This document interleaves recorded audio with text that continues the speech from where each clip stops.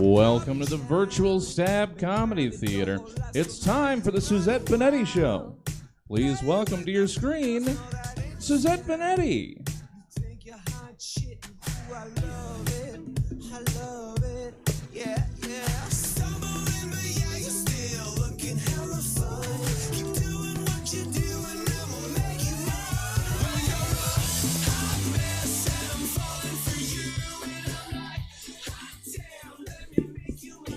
Hi everybody, it's 5:11. I'm 8 minutes late. I'm sorry, my fault. Hashtag blame Suzette. Welcome to the Suzette Veneti Show, the only show that's hosted by me, Suzette Veneti, who's conflicted because, like, hey, 4th of July, I grew up celebrating you, but then we learned you're bad.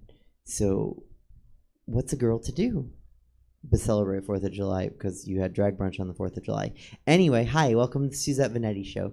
I have a in-studio guest today, and he would be my co-host, but it's just me and him until we get to the forgettable last part of the show with the forgettable person. So I'm going to bring him on after the monologue, but if you hear laughter during the monologue, it's real, and I'm funny, and my in-studio guest is just go ahead and laugh into the mic if you're gonna laugh. He's yeah, thank you. He's laughing because I'm funny. Okay, here we go. You're gonna like these, sir. Bill Cosby was released from jail, and while that is atrocious enough, Felicia Richard, Claire Huxtable herself, defended the Cosby monster in a tweet. This was enough to wake up Aunt Viv. Not the light-skinned Aunt Viv. No, sir. Original Aunt Viv. Janice Hubert. She tweeted how silly Miss Richard was for supporting a raping monster like Bill Cosby. Reading the tweets felt like watching the original Aunt Viv pick up Claire Huxtable, Uncle Phil style, picking up Jazzy Jeff, and throwing her out of the house. Go, OG Aunt Viv, go. The CDC, oh, this one's good. You're going to like it. I'm going to use this in real life. The CDC said, don't poop in the pool or swim when you have diarrhea. Considering last summer when the CDC was like, hey, everybody, wear masks, and then it became super politicized, and then Republicans were like, we're not going to wear masks because they told us to. I'm just saying, don't go swimming this summer with Republicans. Jack Dylan Grazer, who recently starred in Pixar's Luca as a shape-shifting sea monster Alberto, came out as bisexual this week, exclaiming, Silencio, Bruno, the rallying cry in the movie, for quieting the nagging voice in your head. No joke, just Silencio, Bruno. The Las Vegas Raiders defensive end Carl Nassib came out as openly gay last week, making him the first openly gay NFL player. Maybe? Some people are saying that Michael Sam was the first openly gay NFL player. Some people are saying that Nassib plays for the Raiders and the Raiders are gay. Some people are saying that's a homophobic joke. But we all know the homophobic joke is Mike Pence. I was going to tell that one last week in public, but I was like, nah, I don't think they'll get it. A group of 11 men are in custody in Massachusetts after refusing to acknowledge that they have to follow the laws of the United States. They were wandering around the forest in Massachusetts with automatic weapons. They were white, so they were just taken into custody. Oh, you laughed too early. It's funnier when they were just taken into custody. Because they were white. It's just funny that they were white. Yeah, they were white. Everybody else, no. They got away with it. Well, nobody else would do that. No, only white people. Ohio Police Chief Anthony Campo retired Tuesday after 33 years on the job because he was caught on camera going to a black officer's desk, grabbing the black officer's rain jacket, arranging the jacket into the shape of a KKK hood, and placing a note on the rain jacket that read KKK. Campo retired but tried to explain that this was all just a joke. And you see, that's why comedy should be left to professionals, because what the fuck? There was no punchline. There was no setup. Also, it's just an extremely weird thing to do for a police chief to do to his black officer. Campo said he didn't understand the big deal. He's made jokes like this to his subordinate officer before since he hired him. And the subordinate officer, black, never once expressed concern to his abusive police officer superior for extremely upsetting racist behavior. Go figure. Mayor Dennis Bring decided the most appropriate way to express his disapproval was to Let the guy retire. I wasn't supposed to. I was just supposed to stop. I wasn't supposed to bring in the mayor. Wrote a whole punchline. Tired. Sorry. It was a good joke before we got there. In local news, 2 people were arrested Friday in Rancho Cordova in connection with the theft of a car from a car dealership last month. Police were going to take them into custody, but then they realized by taking the car, these people were stuck in Rancho Cordova and said, fair punishment. Staying local, 2 Elk Grove Unified School District employees are on administrative leave after a Confederate flag was found hanging in their district van. Superintendent Ronnie Shorswath said, yeah, they're idiots, and we're going to fire them. Not only for flying a racist, hurtful paraphernalia, but from a van? Seriously, if you're going to fly a racist flag, do it the regular way from a truck. Jumping to Olympic news, but staying in the theme of racism sucks. Sha'Carri Richardson was suspended for 1 month after testing positive for marijuana. The USOC acknowledged that weed won't make you run faster, but admitted that they were really just upset that Richardson didn't offer them any of that really, really good Oregon weed. That's why they suspended her. Soul Cap, a swim cap made for natural voluminous hair, read black people hair, was banned from the Olympics this week. When reached for comment, Jacques Papique, the International Olympic Committee chair, was quoted as saying, yeah, it's not fair, but look, white people need to have something we're good at, and curling is only a winter sport. That's good too. Jumping to international news, the Vatican indicted 10 people, including a cardinal, for financial scandal, which is like, Vatican, if you're going to start punishing people for wrongdoing, maybe don't start with financial scandals? Staying with the Vatican, Pope Francis underwent surgery at a Roman hospital earlier today on his large intestine, apparently stomaching the fact that the Catholic Church is full of creepy, rapey, pedophilic priests does not sit well with one's stomach. Speaking of not sitting well with one's stomach, a living fossil made of pig snouts was discovered in the South Pacific. And that's as far as I read into that headline because I was already grossed out. So if you want to know more, you're going to have to Google it yourself because I don't even know what that means. Shit, living fossil? Living pig snouts. I don't even understand. Not chitlins. Okay. Pig snouts. But it's a living fossil. Yeah, I don't know. You can Google it. Okay. Yeah. Congrats to my Lord and Savior Fran Drescher, who's going to be the president of SAG-AFTRA, which is the Screen Actors Guild. That's not a joke, just a mazel to a mensch of a woman. And also, video of a gorilla in Disney's Animal Kingdom was being surprised by a snake went viral. But yeah, dude, snakes are scary. Duh. Okay, and that's the monologue. And with that, I'm going to bring on my in-studio guest. Ladies and gentlemen, the guest that I have today is one of my greatest friends and also hosts a show called Diversity and Dragons and does stand-up comedy. Still? Do stand-up? Yeah. Yeah, do stand-up comedy. And I was a shitty host and forgot to get your socials, so we'll get that just as we get into this. Please welcome to the show, Teo Morgan. Hey, how you doing? I mean, you're not supposed to say that. By the way, if you ever do stand-up, don't say that. It's so generic, but I just did it. Yeah. Because I haven't done it. But yeah, I don't really do stand-up actively for various reasons, but I'm going to start doing mics again for sure because I have to. It's a weird way to say hello. Yeah. I'm sorry if you don't. I feel like I'm at an open mic right now, just like trying to field material. You're not. Yeah. Just go with it. Just go with it. Yeah, just relax, open up, and if something feels forced, just breathe. Okay. Yeah. There it is. Make it through this. What's your Instagram? My Instagram. Let's start with the website. No. We're gonna put your Instagram below you. Oh, you are. It is big_black_dice.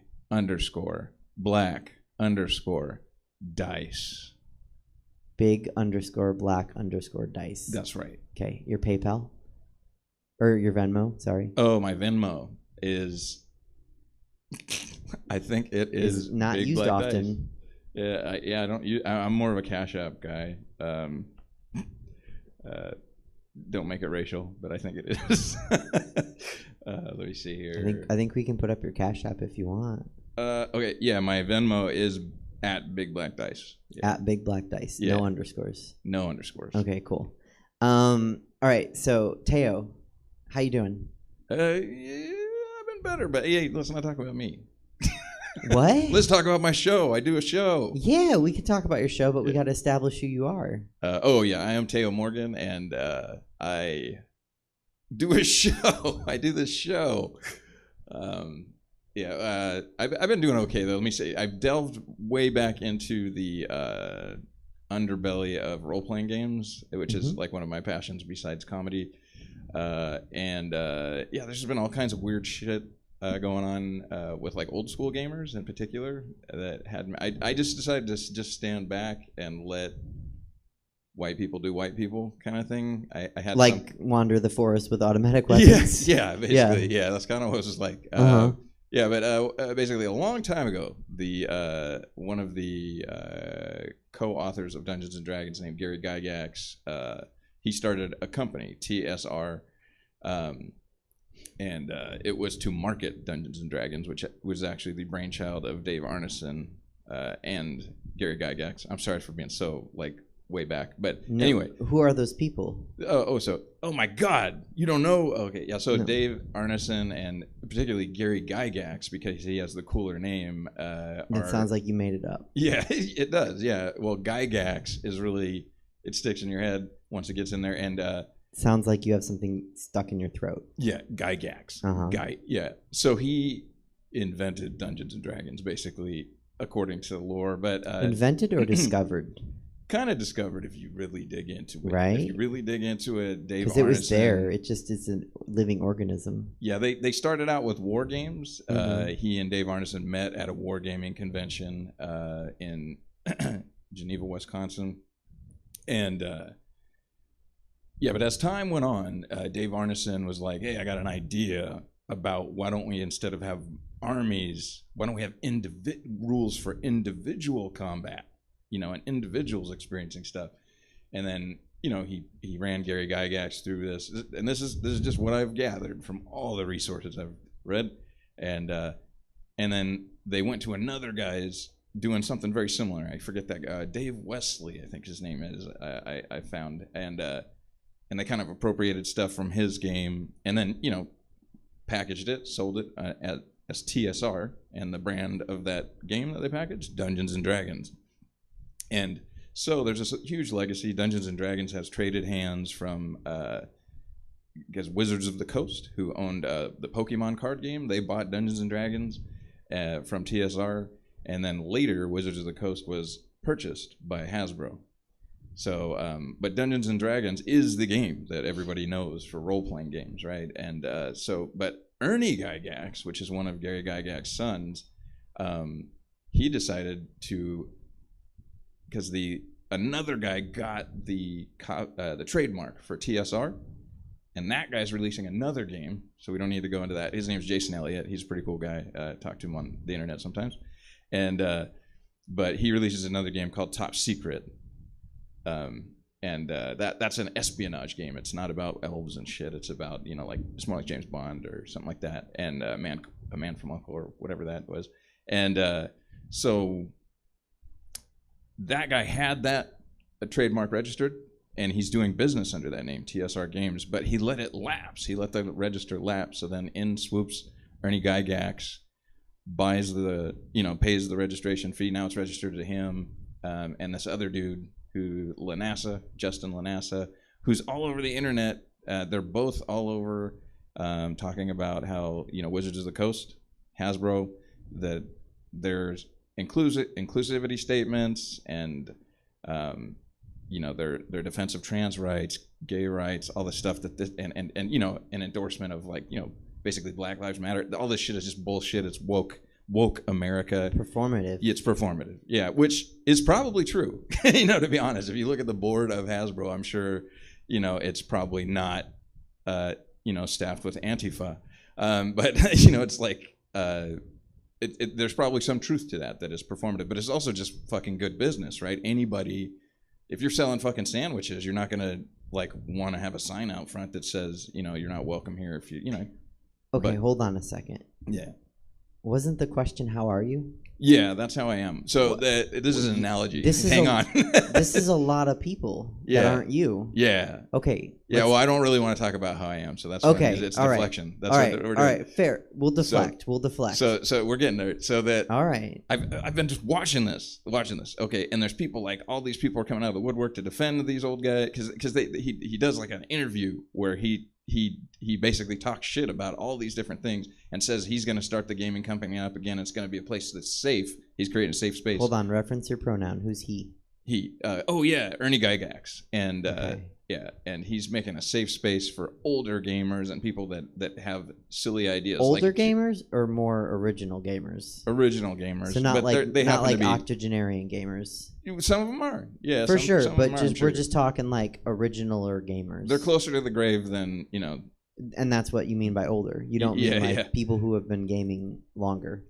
You mean like literally like old people. Most of them are older because they were around back in the day. If a new older person started, they wouldn't fit into what you're talking about. Exactly. Yeah. Well, they could still have the same kind of attitude, I guess. But they'd be playing probably Dungeons and Dragons 5th edition, which is the Hasbro edition. Most likely that this group of people would be considered OSR or old school revival, and it's always been kind of a scary space for some of us because we, if you like older games, which I do because of their simplicity, they tend to be more simple.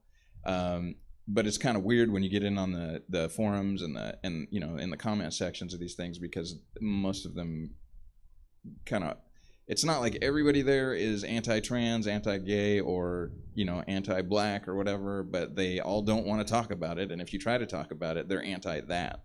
They're anti-talking about it. Yeah, they don't want to talk. They don't want people to talk. And then it can be like that with older gamers too at the gaming table. Like if you were to be like, hey, I was out there, like if I mentioned my life, if I said, I went out with, my girls and, my ex-wife and blah, blah, blah, they'd be fine with that because that's all heteronormative. But if I said, if I went out with my partner and, my adopted kids from and it's so hard because blah, blah, blah. They're anti-adoption? No, well, they might be. I'm just saying that they would have a hard time. if you had a partner and you had to adopt because your partner, like if you were gay and you had a man partner. Yeah, because these people tend to. Or if you were like, I played with a drag princess friend of mine. Yeah, that would be difficult. Yes, it would perhaps be difficult. They'd be, what do you mean he? I'm sorry, who doesn't like Suzette Veneti? Yeah. I don't trust them. Yeah. Okay. Yeah, but. So to summate kind of really quick. So you're saying that the gaming. Hey, wait. Let me be clear. Okay. Am I taking up too much time with the story? No, Okay. It's hard to follow a little bit. Oh, okay. So I just want to make sure we're on the same. Well, track. what I was coming around to is it makes the relevance of my show, Diversity and Dragons, that much more significant. Yes, that's what I was going to say. Yeah. So you run a show, Diversity and Dragons, and you're a black man. I don't know if people could tell, but yes, my father's black. Okay, you're a mixed man. Yes. And I prefer black because the white doesn't matter if you've got any black in there. That's how the rules work. There's the one. I mean, people can still rule, poke fun at you, but there's the paper bag. Yeah, all these antiquated rules. Yeah, the Constitution still says I'm not really a person. So does it? Yeah, it does. How much of a the person original are you? Constitution? They had to amend it to make us people, but it's still in it's the always original. going to say that. Yeah. Yeah, it's always going to say it. Yeah. Because that's what amendments are for. Yeah. I've seen that episode of the singing bill. What is that?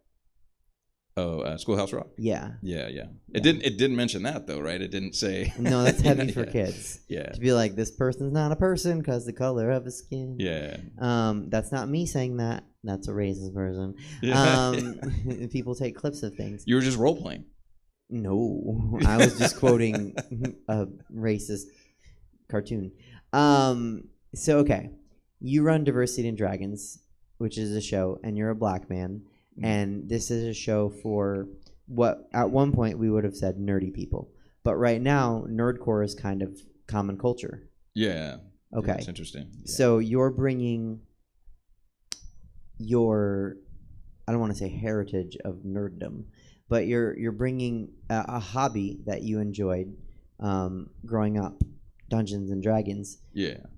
As a black man to other people that are not white, right? Diversity, like you and white people. Yeah. Well, I guess the intention of it is to just Yeah, because the way it started, I was just doing a bit in a geek show, and it went over big. And then Dejan Tyler was on the same show doing stand-up, and he expected me to be doing stand-up, but that's what I did instead. And then Emma Haney was also on the same show. And when I met him in the green room afterwards, they were like, "Can we do that?" You know. And first it was Dejan, and then he's like, "Do you think they'd let us call it Niggas and Dragons?" And then I was like, "No, I don't think they're gonna put that on the marquee, man. You know, I don't think they'll let us do that." I'm also not gonna repeat that. Yeah. Yeah. It's probably better you don't. How would people say that? How would a white person say that if that was the name of the show? Well, that's another complication. So that's why diversity in dragons, because the first thing in my head was like, well, usually when people speak about diversity, they mean niggas have moved in. You know, that's what they mean. We moved in. You know, that's what they mean. With attitude? Yeah, diversity with attitude. Yeah. Yeah. But then Emma came in like right afterwards, and she was like, that word doesn't apply to her. I've always wanted to play, you know, that. And then I was like, are you like Dejan and you never got to play because you didn't know anybody? Is she a black man? No. I meant in that he never got to play because he didn't know anybody. Right. He loved Harry Potter. He loved Lord of the Rings. He loved all that stuff. But where he was living, nobody was playing it.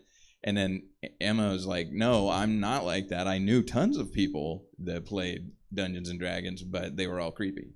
You know, like, you know, so she just didn't feel comfortable. So then that's how that got started. And then I invited Jason Barger as well, who's old school comedy homie.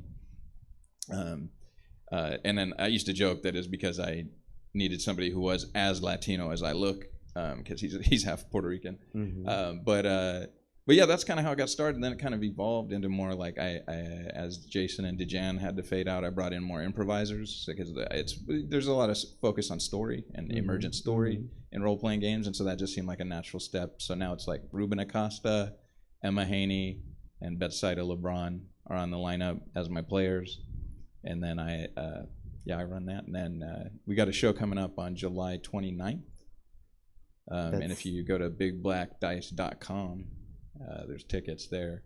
But that's how I am. That's where my whole brain is stuck on that right now, because my real life is a mess. Well, we don't have to talk about it. Yeah. It's a campaign all to itself, and hopefully, the dice fall in good ways for you going forward in your life. But Diversity in Dragons, July 29th, and I want to say, selfishly, like when you phased out a couple people before you got to your cast, you had a very spectacular drag princess. Yes, we did. And it's too bad that you haven't needed me again.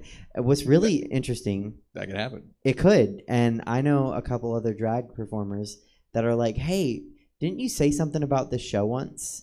Because I talked to a couple people to find out if they do it for you, and then it's in the name, Teo. Yeah, right. It's in the abbreviation, Dive and Drag. Well, I changed it. My new handle is Big Black Dice. I don't use Dive and Drag anymore. I don't know if any drag queens have Big Black Dice. It's a couple, yeah. I mean, I don't know many that do. I know a couple, but at least the ones I talk to do not have the Big Black Dice already. You'd have to provide.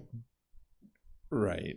Well, one of the things about Big Black Dice is if you look at it, you change the last letter, it's something else. Yes. Yeah. So that's why I said I think so too. I mean, but it's also without changing the letter. It's a metaphor for something else. Yeah, that too. Yeah. And that's why it's a triple entendre, kind of like it only hidden. But so I have toyed with 4 people on stage, and that's rough. So yeah, but if somebody can't show up in the future, I would be happy to have another drag princess drop in and maybe reprise the role of what you were, a swamp attorney, a ghostly swamp attorney, right? Yeah. Is that? I think a water. I don't think it was swamp. Oh yeah, you're a water elemental attorney. Yeah. Yeah, but thanks for putting me in a swamp. I don't smell. I don't know why we were just in a swamp. I'm not Shrek. But okay, so you run this show, which is for people who didn't get to play Dungeons and Dragons. I mean, it's for anybody. I want to be clear. I'll say this, the fan base is kind of split between people who probably don't have time to play or used to play and have a lot of nostalgia, people that might have played and then didn't feel welcome because of the culture, of the gaming community at the time was, not friendly towards them for being different. So that's like having adopted kids. Yeah. How dare you? Yeah. Yeah, or just not. Like I'm saying, you notice these things when you're at the table. Like one of the like at a role playing game. One time I was at a game, and the guy directly across the table from me, he was hosting the game, and he got up because somebody knocked at the door. It was his house. He gets up, and then everybody at the table is like, "Oh, who was it?" And then he's all, "I was just some nigger." And he said that, yeah. He was a white man? This was a white man, yes. And a guy I thought was my friend, and I thought, and then I was like, okay, like, I guess I'll go. See you later, He would have had no problem calling it what DeJan wanted to call it. Yeah. Well, that's a different word. I mean, he would have had a problem with it, right? Because he'd have been like, this show shouldn't exist. But he would have said the title of that show without hesitation. Well, he would have said it wrong, though. Because if we had that, it would be N-word with an A. I'm sorry, I've said it twice now, and I'm feeling self-conscious. So the hard R argument. Especially that. Yeah, you never say that. There's no reason, only black people raised by white people say it that way. There's no reason to say the ER at the end unless you're telling the story about black somebody people raised by white people. Yeah. Yes. Okay. Hey, and I'm sorry, 2 black people that were raised by white people. I'm not. My mom is white or Irish. She was. What is she now? She's pink. She's turned pink over time. Pink. Yeah, she just that she doesn't react well with the sun anymore. Her hair's gone like kind of weird. I don't know. It's like a weird white. It's like off-white because she smokes, so it absorbs. It's almost blonde. Anyway, it's like a eggshell. Kind of, yeah. Ecru, maybe is that is that a color? What color is that? Yeah. Ecru. Ecru. I think it's ECRU. It's the color of some people's teeth. Oh. Yeah. She has teeth hair. Teeth-colored hair. Yeah. Ecru. Knock it off, Mom, if you're watching. Stop smoking. I'm just getting indoors. Ecru. Ecru color. How do you spell that? ECRU. Oh, okay. I did ECRU. REW. Yeah, it's a real color. ECRU. No, I believe you. Oh, okay. Yeah. So that is like a beigey eggshell. Yeah.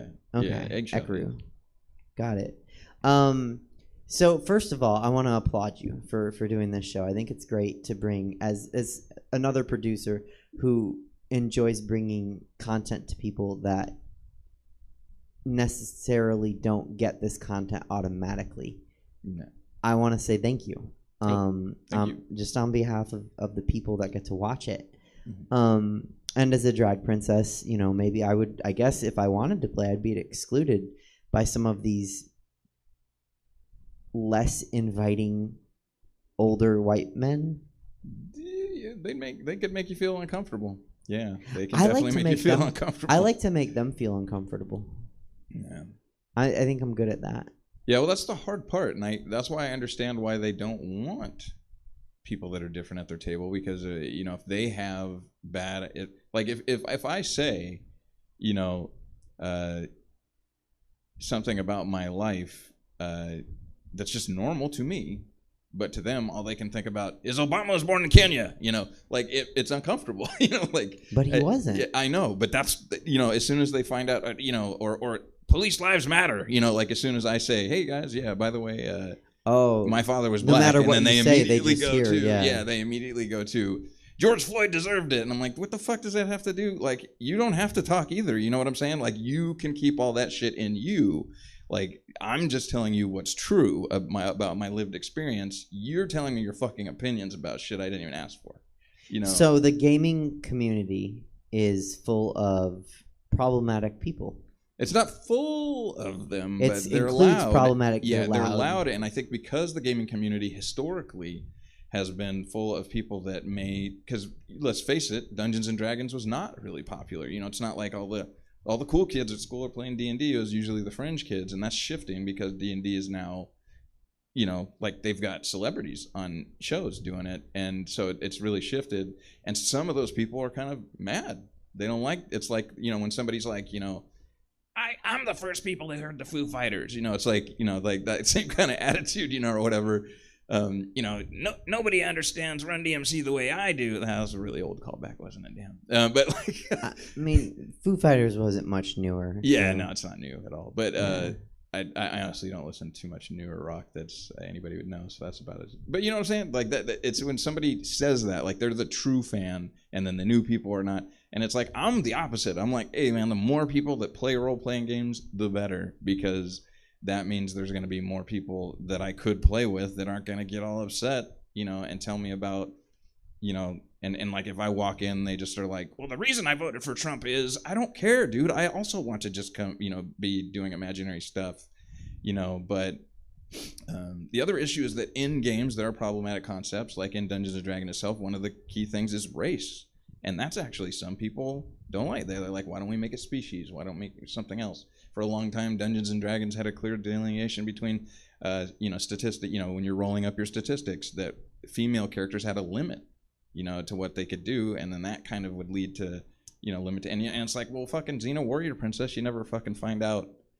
You know, she doesn't seem to have a limit. There was a glass ceiling in Dungeons and Dragons. Yeah, they built it in. It used to be that, you know, in AD&D and Advanced Dungeons and Dragons, first edition Advanced Dungeons and Dragons, there used to be a cap. I can't remember where they peeled it off, but that does not sound advanced. You know, no, it's not advanced socially at all. Yeah. Yeah. And then, you know, then there's a lot of arguments about why, you know, like anytime somebody tries to say, well, maybe the fiction of the game could be written to be more inclusive in and of itself. These are problematic issues. Like there used to be a book called Oriental Adventures that they wrote a long time ago, and you know, it's basically an entire book written by white dudes appropriating stuff from, you know, Japanese, Chinese, you know, Korean cultures to be used in the game, and it's all written for. But then not one. I don't recall there being an Asian author, and so now people will talk and they'll be like, "Stop being so fucking woke," you know, or whatever. And it's like, why not just take that information and use it to author a new book that's updated? Maybe hire some people that are experts on Asian culture that are fucking Asian, you know, and you know, maybe call it something else, you know, instead of like defend the old thing. You can honestly say that old thing had some stuff I like in it. It has a shitty name, and it's kind of crappy that they didn't do that, and still. Then it just promotes, you know, it's just an opportunity to have new content. You know what I mean? Okay, so your show, My show, for everybody to watch. Yes. Your panel generally includes people that are diverse. Yes. And not straight white. Right. Have you had a straight white person on your show? Yeah, I mean, well, I think like, you know, like this is, you know, my mom's family is Irish American, right. So but I think I'm white enough, honestly. Like that's about as no, and I'm not. Like, I'm not. Look, I've only then had Emma. Oh wait, I'm straight. I am straight. Betsaida is straight, and Ruben is straight. Right, but none of you are white. Emma is white. Emma's white, but she's not straight. But she's not straight. And, actually, they're not straight. I just had Emma on last week. Oh, they're not straight? Yeah, Emma I'm so sorry. Is non-binary. No, me too. I didn't know this. Okay. We you know, hopefully she's forgiving of us and lets us learn this. Emma, I'm very sorry. So they're not straight. So no, and this, I'm not saying this is a bad thing. In my show, Queens of Comedy, we talk about it on this show quite a bit. I've only had one straight white man comedian. Okay. In like 16 shows. So I'm not. Well, and you get a lot of flack for that, right? Don't you? Do you get flack for not booking? No one's ever given me flack for that, like outright. I'm sure if I booked more straight white guys, then straight white guys wouldn't have a problem with my show. Right. But I don't. You know, I've only booked one, so. And people do have a problem with me and my show on occasion. Well, here's a question I have too, because like, you know, obviously you can't tell Emma's gender identity or her sexual preference by looking at her. But it kind of makes me wonder, like, oh yeah, and also people think I'm Latino, so if I don't explain anything in the show, you know, like in the show, which I don't always, then I'm sure, you know, people might not realize, oh, there's there's some European DNA on the stage already, you know, through all of them, you know. But I guess what I'm trying to get at is, do people ever like have a problem because they assume a performer that you put on is not LGBT, Yes. you know, because they didn't say it so in their set? Yes. Yeah. And then it becomes an awkward issue of where people are like, actually, you were in a show that got canceled because I was told it had no queer performers. I remember that show being canceled. Yeah, which is ridiculous because it had drag queens. Yeah. And they were all queer. Just, you know, Yeah. in case anyone was like, but were they queer? But it's not my job. Like, if someone discloses their orientation to me, or if I know someone's orientation and I book them, it's not my job to share that orientation with other people who want to gatekeep who can and can't be in my show. And that's what happened on that particular show. And we don't need to go into it and name names, but somebody was offended that I didn't have queer performers, which was absurdly false. And it wasn't my job to out the performers in the show, you know? Yeah. I did have queer performers, both comedians and drag queens. And it's not, and job is the wrong word. It's not my right.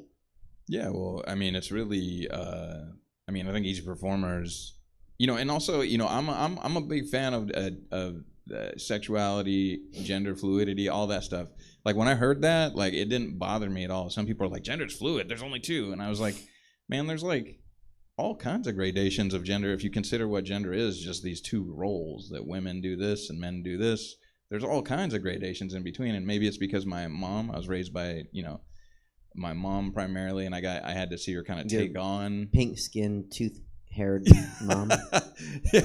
She I want a used to have 5-year-old. brown hair. I'm sorry, Mom. I did dirt on my mom right here. You did your mom dirty. I did. I want to see a 5-year-old draw your mom based off that description. Yeah, it's just I just want her to smoke, stop smoking. That's all it is. You know what I mean? Just want my mom to be around longer. But yeah, I mean, she took on a lot of roles that normally a man would do, and when she was doing that, a lot of men would give her a hard time or whatever, you know, because you know, but it's weird because I don't really, you know, of course my mom's not going to be of the mind of like, oh, well, I'm gender fluid because I like some man, you know, stuff that's entitled to only to men in this culture and blah blah. But it just clicked with me. I was like, yeah, gender fluidity. Why not? I mean, why not? Just and especially for kids, man. I like, just let kids shouldn't even be thinking about it. They should just do what they like, you know, find out who they are. And I also think sexual fluidity. There's that joke that I saw on TikTok or something like that. It's probably a street joke, but it's like, I do a little of this, do a little of this, do a little of this. But if I suck one dick, I'm gay, you know. But it's like, I do feel like if people want to explore with that, you know, I don't think you should have to switch. You know what I mean? Like, you know, I know that, what's that other thing called? Like, people are kind of suspect about bisexuality or whatnot. Oh yeah, there's bi erasure. People expect there to be a team picked or something like that. Well, so people don't believe that bi exists, and that's one battle that a lot of my bi friends face is like, oh, you're not serious, like you just haven't found the right dick or the right vagina, or right. Like you're being greedy is another thing a lot of my bi friends get. Bisexuality actually is a spectrum unto itself. Yeah, you're not necessarily 50-50, you know. And then there's bi erasure, because the pansexual movement that happens, there's a lot of pan people that are pan now. So I'm a little bit ignorant of pansexual. Pansexual, my understanding, is people that are attracted to all kinds of different people, regardless of age, gender, sexual identity. So yeah, right. They basically say, I'm not going to discriminate on any criteria. Right. I fall in love with the person, not the type of person or something. Right. I don't want to misquote it, and I don't mean something like that in a disrespectful manner. But I'm not pan myself, so I can't and shouldn't explain it since I don't necessarily understand it. Right. At least how to explain it. But yes, I'm gonna fall. I'm attracted to the person, essentially. Yeah. Which isn't to say that if you're not pan, you're not attracted to a person, but like I'm not going to let other things stand in my way, I guess. Yeah. So yeah, I mean, it sounds like your mom got in trouble with the same guys who were doing original gaming. You know, they don't talk about your same-sex partner and your adopted children, and they look at your mom and they're like, don't do man's duties. Yeah, well, I think what it is that I think anything, whether it's racial, gender-wise, sexuality, I feel like people like systems that make it easy to think about things, whether or not those systems represent reality. They'd rather think about that system that makes things black and white, and just they only have to think about one or two things, you know, whatever system that is, like republicanism versus Democrats, you know, man versus woman, gay versus straight, black versus white, all that's a lot easier for people to think about. But if you that's why there's people are tripping, the alphabet people, you know, like LGBTQR, you know, and they, you know, I just said R, I'm sorry, even I'm like trying to do a bad LGBTQIAA. Yeah, I like quilt bag because I like quilt bag too. Yeah, quilt bag is easy for me to remember all the letters and I can spell it. But yeah, quilt bag contains all of the letters that I'm aware of. Although I do know there's a 2 in it now for two-spirited people. Right. So, but that's specifically Native Americans. Yeah. But just for the viewers and uninformed, quilt bag is queer, undecided, intersex, lesbian, trans. Bi. Thank you. I forgot which letter was on. Asexual and gay. Quilt bag is a recognized acronym for the queer community. Yeah, it's my favorite. There's actually a magic item in Diversity and Dragons that is a quilt bag. I have a quilt bag. You have one? Yeah, I have a quilt bag. I love that acronym. Yeah, but I feel like, you know, people, when the letters started amassing, then that's when people started making fun of it because they're like, once it got past 4 letters, they're like, oh my God, that's too much to remember. You know, it doesn't matter if this is reality. This is reality that we're trying to map with this acronym, right? But they don't care. They just like, I don't want to have to think about it. So they don't want it in their reality and they don't want it in their fake reality in Dungeons and Dragons. They just don't want it anywhere. Well, the strange thing is that what you're thinking about, man, only woman, only, you know, only straight, and then whatever else is bad, that's fake reality. You know what I mean? That's the fake reality. And so that's in their head, though. That's how they look at the world. They look at it like that. And even though all these other people exist, much like these gamers that think there should only be one way of playing a game, you know, these people think everybody else is playing it wrong. They're having wrong kind of fun. It's bad, you know. So like, yeah, I mean that there is that analogy there. But I want to rewind on something that I had an idea, and it's weird for me to say this, but because I did it, but like I've only been with, you know, I've only been with a particular type of person sexually, and I generally attracted to a particular gender and sexual identity, and I don't want to get into my type and all that, but that's true too. But like, we all have types. Yeah, you know? I mean, unless I would say even pansexual people have a type, probably. Yeah, probably. Yeah, but it's strange to me though. Even though I've done that, it's strange to me that people think that it would be like if somebody else wants to go check out everything else, good on them. Like I don't have it in me to do that, but you know, it seems like it makes rational sense. Like it's hard to find somebody to be in love with, you know, like, so the more options you have, you know. You're telling me. Yeah.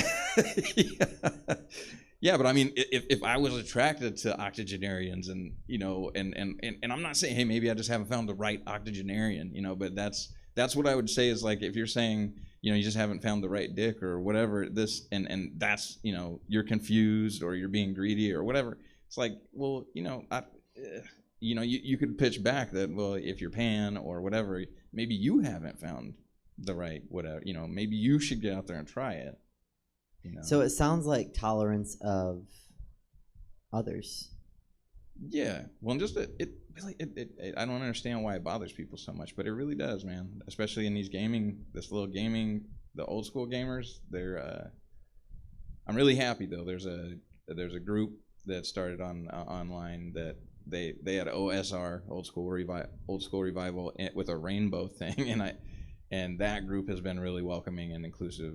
But it's I think some of the people that are in the administrative staff of that group are I guess on the right side of history or whatever, and not. But in other groups, like when I tested, because I test marketed my shows, and just the word diversity, just that word was infuriating. And when just me posting, how do you feel about the word diversity? That post got taken down in like 9 out of 10 Where? groups. On Facebook. I was kind of doing test marketing on Facebook to see how that word would react. And at first I was like, oh, maybe I shouldn't use that name. But then one of my homies was like, no, you should use that name so those people don't come. And that it's worked out so far. Usually those people, and I hate to say that, but they don't come. I haven't had any trouble. But the show's not for them. I mean, that's the point, right? Like, they have all the rest of Dungeons and Dragons for them. Yeah, well, I would welcome. If no, one you of them would. wants to I mean, show it's up, as long as they don't. It's not for them, Yeah. right? It's not. They're welcome. It's for everyone. Your show, and to be clear, Teo's show is for everyone to enjoy. You're not exclusory in who can enjoy your show. Yeah. But what I'm saying is the people that are anti your show existing don't need your show, because the rest of the structure of what they do in the gaming world is basically set up for them. Well, and the trip is that those people would probably say, we're not against your show existing. We're just mad that it exists. Like we're fine with you playing and Betsaida playing and Emma and Ruben. We're fine with all of you playing. Just how dare you all play together and not include us? And it's like, well, what, I can play a game with you after if you want, or whatever. But the purpose of this is to like demonstrate, So it's BET. Yeah. It's black churches. It's like, where's my white entertainment television? Well, CNN and Fox and part the rest of the TV. Part of the reason I think too that I found, like, through doing improv because I've done improv with exclusively people of color in a couple workshops that were put on by Justine Lopez and Betsaida LeBron. It's interesting to be in a group of just people. Everybody in there is a person of color, and so what you start finding out is that, like, if the girl who's like Indian American, if she wants to like line step on her own, if she wants to do a joke about Indians, then fine. If the Native American girl in there wants to do a joke based on stereotypes of natives, she will do that, and then fine. And if there's a black person in there, they want to line step, they could do that. But then what you find out amongst those improvisers is that we all kind of intuitively don't line step back. We don't step over their line. We step over our own line. Could you define line step? I mean, like, that there's something like there'd be a joke like you can't say the N-word, right? Correct. In improv, if I was on stage and I was oddly only among people of color, I might say the N-word the right way, not the wrong one, not the ER way, but the A way, with the A, not the ER. I might say it like if I was doing a character, because I grew up with people in my family saying it, and I've been called it numerous times, so I know exactly how it is said in certain circumstances. So I might say it, like as if I'm doing a character. I mean, it might be like, "Yo, man, what's up with these out here? They crazy, like," and so I might do that character. But then the other people there that aren't. Even other black people that aren't necessarily comfortable doing that would intuitively know I'm not going to cross that line, because I can't even do that, So line stepping is not an improv term. No, that's my own term for this phenomena. It's something that I just recently came up with, because I was like, why is it like in that group? Like, but if what happens in a space that's integrated with people that are predominantly white is now all of a sudden you can't do that. You can't step over your own line in improv with those people, because some of them will step right back. They're going to step over it. They're going to use it as a license. Oh, okay. So I thought the concern was they were going to call you on not doing it. Well, the other thing is that will be that don't do that. It's making everybody uncomfortable, or whatever. Very interesting, because I got a shirt from Rainbow actually. That looks like a Chinese food takeout box. It says "Thank you, enjoy," and it has that stereotypical like pagoda on it. And I took it out of my suitcase today at brunch, and everyone was like, no.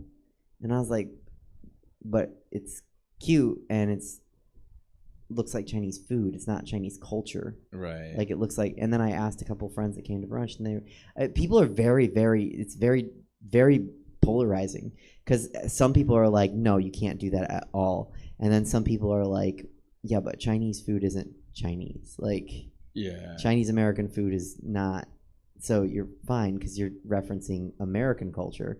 And then one person was like, you kind of get away with stuff. So everyone's split. But I mean, that's what I thought you were concerned about, was people kind of policing you, like white people policing you on how to be black. But you're saying you're more concerned about like accidentally authorizing people to step on your line. There's multiple reasons, because that's true as well. Some people feel like that. I've had an argument with stand-up about that, like the N-word, like it's a part of my life. You know what I mean? So if I'm gonna do stand-up, I'm probably gonna say it because I don't want to, you know, like if I'm doing a character I grew up like somebody based on somebody I grew up with or whatever, I want to be that character, you know. And so for me, but I had to wrestle with it because it's like, well, if I say it and I look ambiguous, even if you're not ambiguous, there's even performers that aren't ambiguous at all, and they find that if they say it, that because of the audience being white, their only way of seeing that word is just bad, you know, whether they say it or not. You know, if they don't say it, if they lean more to the left and they don't say it,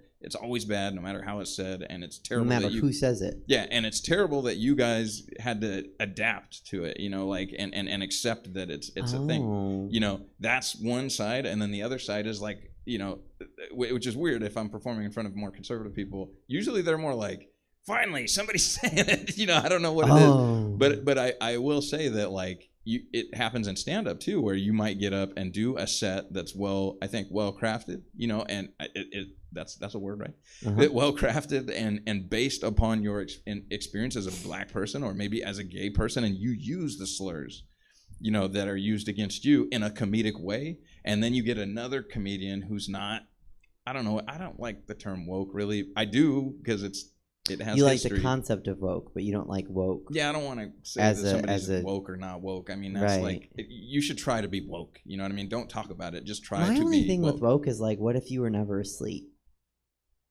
I think everybody's kind of asleep because we're raised in this culture. You know what I mean? We're raised in a sleeping culture. Yeah, in this culture we value being asleep. Okay. You know, well, I mean, so you have to like try. But I guess my point is that the next comic that comes up, or comics down the line, sometimes, I don't know if you've ever seen this, but they step over the line because they saw somebody, you know, earlier that used the N-word or you know, a slur for, you know, LGBT people or whatever. So a white comic comes along in the open mic, and cis straight white dude right, comes and you've up gone up and you've used the N-word because it's part of your history. Yeah, let's use a different comic. Not even me personally, but like it's a you know, trans, you know, queer, black, Latina, born as a man, transition to a woman. Describing a real person? I'm just saying that if that sometimes I was like, I don't know this comic. If that person got up and did a set, then there might be a cis white straight dude later that comes up, and now he's like, well, because that person made slurs against all these people, now I get to, you know, like that happens. I've seen this happen at show, not that person and not this person, but specifically. Right. But you know what I'm saying? Like the whoever comes up and follows will use the previous people's set at sometimes if they're asleep at the wheel. Well, they'll say that like, entitles me to say it now. I think asleep is a bad phrase. I get what you're doing there because woke and asleep. But it's almost more like they are eager to do it, and so they're like, license. Well, the truth is they're trolls, right? I mean, that's what they are. They're a troll. They're just... you're only doing that to get a reaction. Yeah, it's not even really funny. They're just saying it because you're not supposed to say it, you know? Yeah, and... Well, I don't like that. Yeah, that happens a lot, though. A lot of people... You've been to open mics, man. People just get up there and they just say stuff because you're not supposed to say it, and then they're like, that was funny, you know? And it's like... Oh, no, yeah. You know, no, that was triggering. You know, I've talked about my friend who started comedy during the pandemic, and she's your friend too. I won't name her name, but you know who I'm talking about. And I try to tell her things like this. Like there are, and actually, who was I talking to the other day? I was talking about kind of because she's noticed it. She calls them edgelords comics. Edgelords comics. Yeah. And I was telling somebody, it wasn't her actually. It was I was talking to someone else, and they were like, "Well, such and such got laughs," and I was like, "No, such and such made everyone uncomfortable." Yeah. And a biological response when someone's making people uncomfortable trying to tell jokes is, one, to laugh nervously. Two, sometimes it's not a nervous laughter, but sometimes it's like, oh, well, they want me to laugh, so I'll laugh and then we'll stop. Yeah. But they might not stop if I don't laugh. So yeah, I mean, I've been to those mics. I've heard those comics jokes. I was just talking about one the other day. What was it? A Himmel name? I don't give a fuck. Lucky. Do you remember Lucky? He would go to Comedy Spot, and he had like a jacket with like dollar signs all over it. No. He would pay. He'd try to pay money to the host to get on or get earlier. No. And he would just slur racially, and he was sexist, and it was like, that's not comedy. Yeah. What are you doing? And here's the thing: is I will acknowledge that you can write a joke, that you can write a joke that has slurs in it, and the joke can be funny. And you can write a joke that has slurs in it, and it needs the slurs in order to be funny, But usually if you need the slurs, it's because the joke is about the slurs. It's not about the people, that the slurs are about, right. What I'm saying? Like, because you can always use different words to describe people. Yeah, for sure. And a lot of like racist or sexist or homophobic jokes, they're just really basic formats that's like, I saw somebody do one about Dungeons and Dragons. They were like, what's the difference between a pile of dead halflings, which are hobbits, dead halflings, and a pilot and a flaming dragon shit? Well, I don't have a pilot, a flaming dragon shit in my barn, which is like it's an old ass racist joke that they would just use it for any people that were devalued. Yeah. But you can any joke like that is really hella lazy, because it's just like, oh my God, you said something terrible about these people. That's really what it is. And like you're saying, I think it could be laughter based on a pent-up like frustration from an actual person that's a bigot, or it could be laughter of like, oh my God, I can't believe they said that, and I don't know what to do. But the quality of the that's a good point you made, though. The quality of the laughter is actually important to me. Like, I will admit, you can get laughs with stuff that I would never say. Right. And but I really do think where it's coming from is important. The quality of it. How long can it be sustained? Can I keep building on it? Because if I can't keep building the story, because how far can you go? You're just going to keep saying more and more slurs that are disconnected. You can't really build.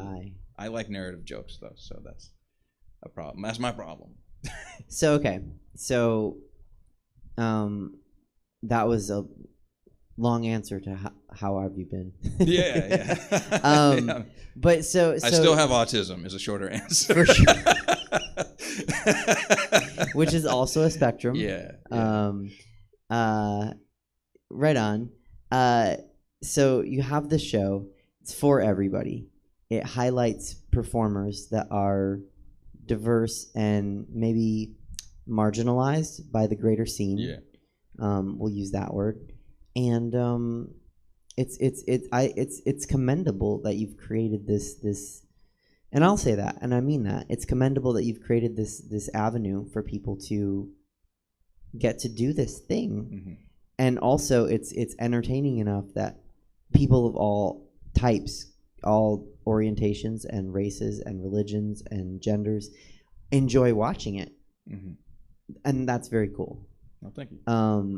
I just want to say this too. I think it's a better way to summarize it in my mind, or a way that's just basically, it's for anybody that's for inclusivity. You know what I mean? So if you're a cis white, straight dude, and you're about inclusivity and funny, because it's mostly funny. It's not a seriously toned. Because I run a game of diversity in dragons. It's my own system, but it's kind of based on D&D. But yeah, I think there's a lot of guys in the audience, straight, white, and sometimes older dudes that are there. And I think what it is that they see the value in including other people's perspectives, and may have experienced it as well, because they may be gamers that are inclusive and on the, they like having other people.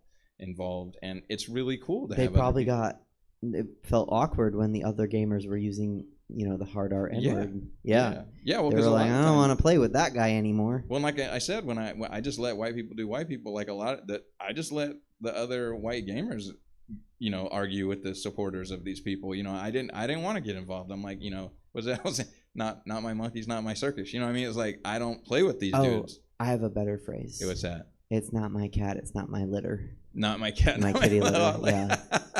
I'm not cleaning that kitty litter because it's not my cat. Yeah, just if they want to feel responsible for these dudes who are trying to police gaming and who's woke and whether woke people are allowed or not, and say woke people are, I'm like, dude, I'm woke, I guess by your definition. So you're not even gonna listen to me. So why am I gonna bother? I mean, you're gonna look at my profile picture that says, Black Lives Matter or whatever, and discount anything I say anyway. So what the fuck, So, your game. Yeah. Your show.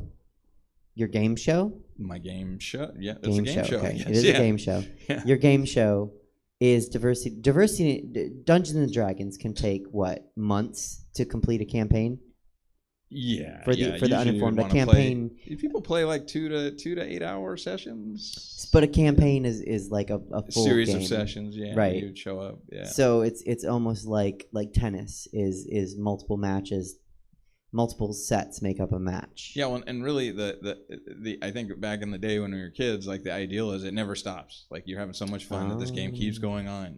The longest one I've been in was a year. I was in a game for a year. Unless you're playing with Mike, the N-word using white guy. Yeah. You don't want to play a year with him. Yeah. Sorry if anyone's named Mike. I'm just picking a random name. Yeah. Not all Mikes are racist. Not all Bartholomew. Not all Mikes. On there. So it can take forever. Yeah. It can take months. 2 to 8 hour sessions is one session, and that could be one out of hundreds in a campaign. Right. Okay. Your show is done previously in what, 25 minutes? Yeah, it went from 25 minutes to 45 minutes, and now it'll be like 50 minutes, an hour. Yeah. Congrats on the time. Well, the fans wanted more. They wanted us to have a show that's longer, more traditionally, like the length of a traditional game. But I think compact is maybe better. I think it is. I've watched your show a couple times, and as a producer, I think a good one. I will say, I mean, got to know your strengths. I will say I think you could get away with like a 90-minute show, because I think your crowd is set up for 8-hour campaign, right? Yeah, so that's true. Yeah. You could probably do a 3-hour show. They're conditioned for long attention span. Yeah, yeah. I don't know if your performers would want to. I don't know if the venue would want you to. So it's probably better to condense it.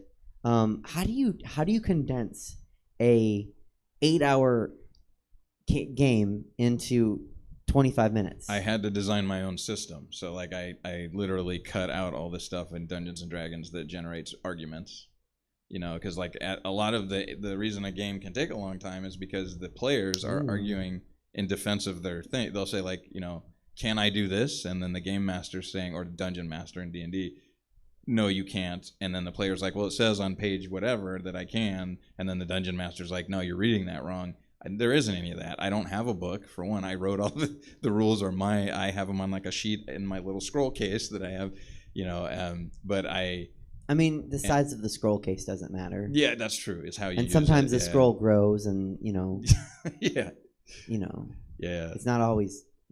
But I mean, big. Yeah, I just basically had to cut it. I designed the system to be so that we could do it in a short period of time. But sometimes, just out of through the play, I've had to, cut it short. Just to make a decision that normally in a game you would just let the players meander and whatever. I do have to implement what they call railroading sometimes in a real Dungeons and Dragons game, is where you just force the characters to do something, Yeah, I think we're gonna get comments here from people wanting your advice dating. Like you found a way to take out all the arguments. Oh. Yeah. Parents. I was looking for a joke there. Oh yeah. Yeah. I see. So Yeah. not. No, yeah. You found a way to remove arguments. Well, So- also I have a microphone, and only these other 3 people have a microphone, so that limits everything. A lot of the input but I basically just I wrote a game and I streamlined it so there's only 3 stats, instead of 6, and there's no derivative stats. I just roll everything against the stats. In D&D, it gets pretty complex. Each stat influences something else. That you can have these skills and whatever. I don't do all of that. But we still roll a die. We have a die that we roll, and all this other stuff that's very similar. So it has the same feel. I had to kind of. It's probably the only role-playing game that's ever been play tested on stage, I would imagine. So I don't know. I'm glad it's coming back because I think it definitely has. There's a need for it to be on stage and be a live show. Yeah, that's fun. I like it. You should. I was like made to do it. So far be it from me to criticize or compliment or even acknowledge anyone else wearing a costume while doing a show. Because right now I'm looking at the feed on Twitch. I look like the 4th of July. You do. Yeah. It's Thank beautiful. you. Yeah, you look like you should be in that Miley Cyrus video. Which one? Party in the USA. Oh, Taryn did that song. Oh, she did. Okay. If you had made it to brunch, because we talk about brunch a lot on the show, I did a song called "In This." I did 1, 2, 3, 4, 5, sex. Oh, okay. Yeah. I don't know that song. Who's that? It's by Upsell. I'll play it for you. Okay. It's a good song. I did "Firework" by Katy Perry. No, that's perfect. But not in this look. Okay. Because I was like, no, this is a fun song. Not that that's not a fun song, but yeah. So you wear a costume was my point. I do. Yeah. Normally I don't cosplay when I game, but for the show I do because I tried doing it, and I did the very first show I cosplayed, and then the next show I was like, fuck that, it was hot. But then everybody's like, where's the thing? I wore a shirt that said Run DMD, like in the Run DMC logo. But I thought it was hilarious, but everybody else missed the costume. So then ever since then, I've kind of just been piecemealing my costume as I go. And you can't get away. I can't get You're away stuck from in the costume. I'm stuck, yeah. This time I'm going to have armor. I actually got, I forget what they're called, pauldrons? Like Romanesque style pauldrons. I didn't used to have those. But yeah, it makes it so my costume doesn't need, it wasn't a lot of upfront expense. I just used what I had. And then as I go, I'm like, oh, I like that. And it's just like $20 here, $20 there. And that's how you have to do it. I was just talking with someone, a friend of mine who wants to get into drag. And like, okay, you don't have to buy all the makeup at first. Just, know what to spend money on and know what to kind of skimp on to begin with. And then as you go, you can kind of spend money on everything if you want to. You don't need to, but, it can be an investment. Yeah, or you can piecemeal as you go. Yeah. Well, and I want to say, this is a rewind too, that before you were talking about, the fact that our shows are similar in the capacity that, they're focused on inclusivity and whatnot. But I will say this, that I have to thank you, because initially, Suzette, your advice to me was invaluable when I first started the show. And because you were one of the only people doing anything like what I was doing, yeah, so thank you for that. I appreciate it. You're welcome. I'm going to take a second to tell the audience I didn't know Teo was going to say something so sweet to me. No, it's happened the last couple weeks. People have been saying Yaya, Yaya, my friend. Yeah. Yaya made me literally cry on camera by saying something so sweet. So it's it's always, you're welcome. I'm really grateful that I was able to give you advice. Because I really do think there are a lot of similarities between my show Queens and Comedy and your show Diversity and Dragons, more than they both have ampersands. Yeah. They both do that though. But I think there's a real need for both of them. I do too. I think it's both have an element of some people saying, I know what this is, and some people going, I don't know what this is. Yeah.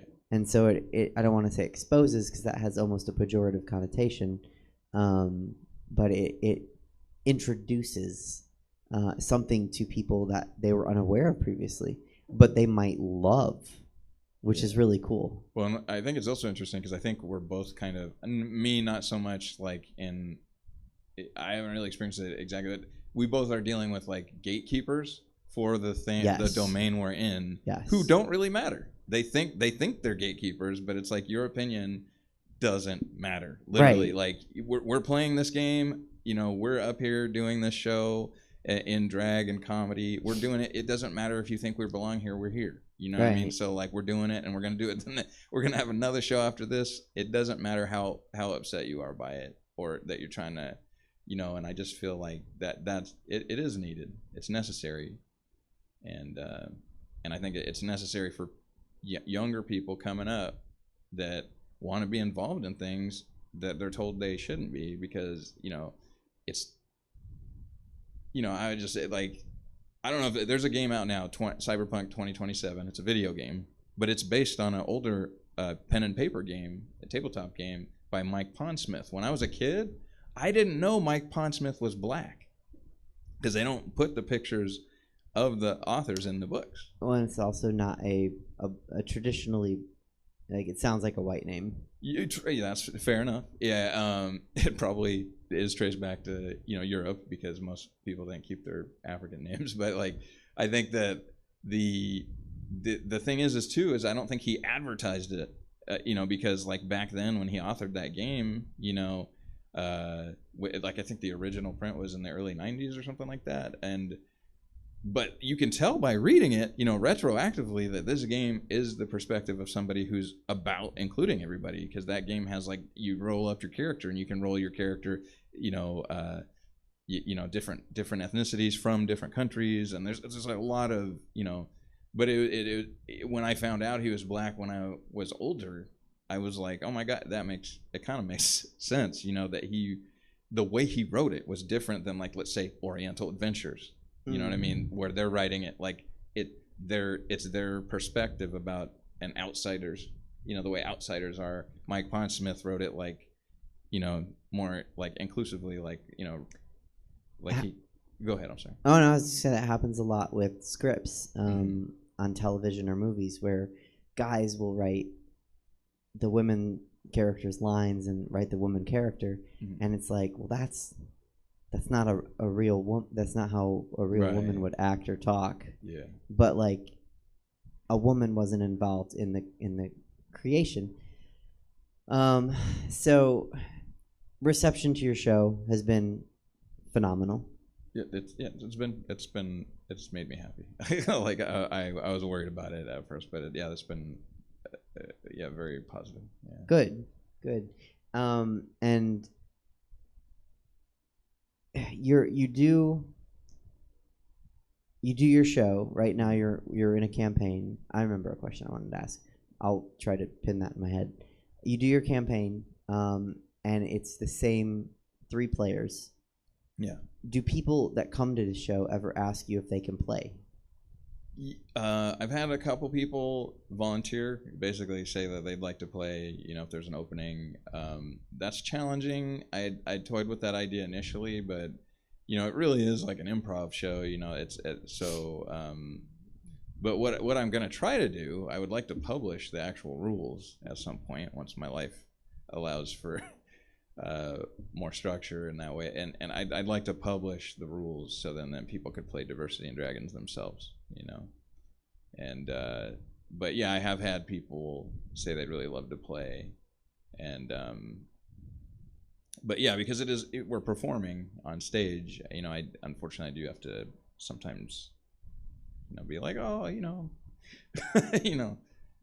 So bringing someone who has no performance background could be a challenge, and maybe not as entertaining for. Yeah. Well, and there's a balance to be struck, because there's been stronger, because when I was going through, different people, there are some people that aren't comfortable because it's out of their element, right? Because Diversity and Dragons is an explicitly fantasy setting, and we make fun of fantasy tropes, and then so they might not be comfortable because of that's not their ballywick or whatever, but the other thing is that we're not politically correct, we're not, it's like if anyone, if somebody says something that's not politically correct, I'm not gonna, check them. I'm just gonna roll with it, and maybe I'll make a joke about it, like that it makes fun of the thing. Or if an audience member says something, like one time, Bet Saida's character got hurt, and I asked for audience input about what the injury was, and they're like, her titty popped, and then so Bet Saida rolled with it and just kept, but that's kind of, I was kind of like, really, that's like a little bit, but it worked, it was funny, and Bet Saida owned it, so. But I think that's one of the things I need too. I need a balance of somebody who can like roll with stuff, who likes role playing and doing improv in that setting, who's an experienced improviser or comedian. It's a lot to ask of people. So asking new people to play it can be difficult. Mm-hmm. You mentioned with me, kind of people, younger people. That's one of the things I do is I try to have, and right now, embarrassingly, I don't have an all ages show happening, but we just got out of the pandemic, so I'm trying to get things going again. Mm-hmm. Do you ever want to, or have you considered starting campaigns with, children, like, teens, where they're playing the same game that your improv and comedy panel is playing? I haven't explicitly like done any public events or anything like that, but I do play with my own kids. We use Diversity and Dragons as the system. Are they good? Yeah, well, I mean, of course they're not like, we don't do it on stage for performance, but I love playing with my girls, because they get to show me, like how creative they can get with like solving a problem, or I think I think my kids are brilliant. My daughters are brilliant. But the other thing we do is like we draw a world map. We like make our own world, and we draw it on a big sheet of paper the way I do for the show, because I have maps that I do, and I hand draw all those. I borrowed heavily from a great map maker from Canada. His name's Dyson Logos, and he has a lot of commercial free, or not commercial free, publicly accessible materials. Public domain? It's not quite public domain, but free for use, I guess. And some of them they're license free. You can use them in your own published works as well. But I contacted him because I'd known him online for a long time, and he was like excited, at least supported me in doing the show. And I asked him, I would go, can I use this one? Because he goes, yeah, go ahead, fine. But what I do is I blow them up by hand. I look at his little reference map and I blew it up. Like one of the main cities in the game is Diver City, and that's from a map he drew that was only this big, and now it's like this big. You zoomed in. Yeah, I zoomed in, but then I also added a lot of stuff, because then as we play the game, when new things get introduced, I add it to the map or whatever, and then. But that's a real fun thing, and my girls are really great at they love drawing maps and stuff like that, so that's fun to share. Okay. Yeah, they helped me color Diver City, like and draw some of the things on it, so that's fun to share with them too. But they couldn't actually be at a show because of the right. Yeah, right. It's not quite PG. So what's your long-term hope to do with the show? I don't know. It's one of these things, like the show is. I'm still working on that, because for me the show is analog. You know what I mean? I like the live analog vibe of it, but I am working towards having online content that is connected to the show. Maybe using fiction we've created in the show, using performers that have been in the show. But my long-term hope would be to have something that bridges the gap between the live show and digital content. Not get rid of one, but keep doing both, because I like gaming in person. I've never really been an online gamer big time. I've not really used Zoom or Roll20 or any of those things too much. I've been invited to some, and I thought about it during the pandemic, but I really prefer gaming in person with people. I like being right there, and that's kind of what I like the show to be. But I am working on like ideas I think would be great online content that are connected. That's cool. Mm-hmm. For sure, if you have a drag performer one, Yeah. I'd like to be part of it again. Yeah. I tease, I kid. Producing a show is so hard, and we talk about it sometimes on this show. And I don't think I've ever talked about this, but one of the harder elements of producing a show is who you put on it and who you don't. And so, I'm just teasing because when you a good producer, which I think you are, Thank you. will book the show in a way that even if it's not convenient or realistic or uncertain at the moment, the show will still survive. So I think you're a good producer. Yeah. And who you book is who you book, because you know what you're doing. Well, and I think I've been really fortunate too, because I have such high regard for Ruben Acosta, Emma Haney, and Betsaida LeBron as performers, and further back, DeJan Tyler and Jason Bargert. All of them, to me, are a class of performer that I just feel fortunate that they said yes. When I was first putting the show together, and and then and that's like, I'd say that's like you're saying, producing a show, that's like half the battle's done. Like, when you book it, yeah, it can be. Yeah, that if the talent's that caliber, if I slip, they'll push me back up instead of just let me fall. Right.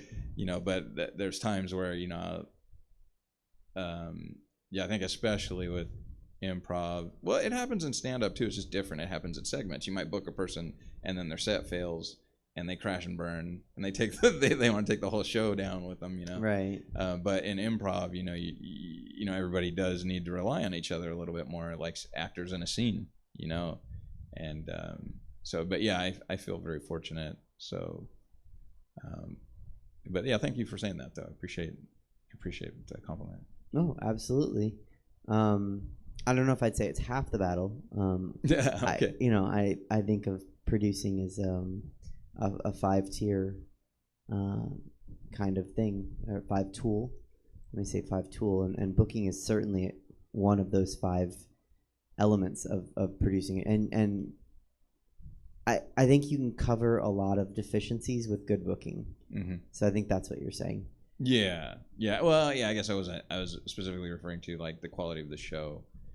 That's actually, but yeah, you're of course right. When you're producing a show, you're responsible for, I don't know, what are the 5 things? Do you want to say them? I stole this from David Shapiro, but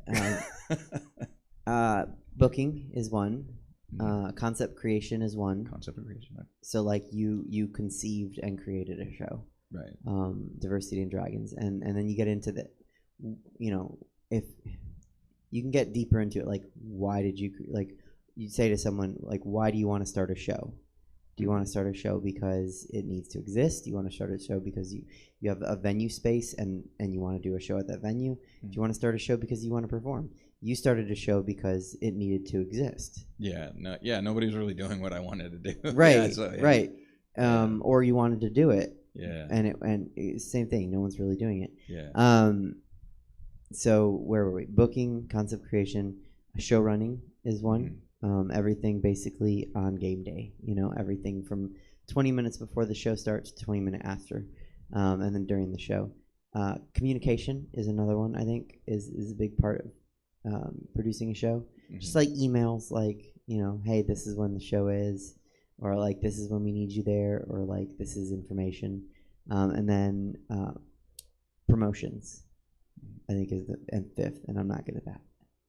So I don't. Yeah, think. Promotion is a big part of it. It is, and I'll give you a compliment back. Now it's just a straight compliments. Facebook.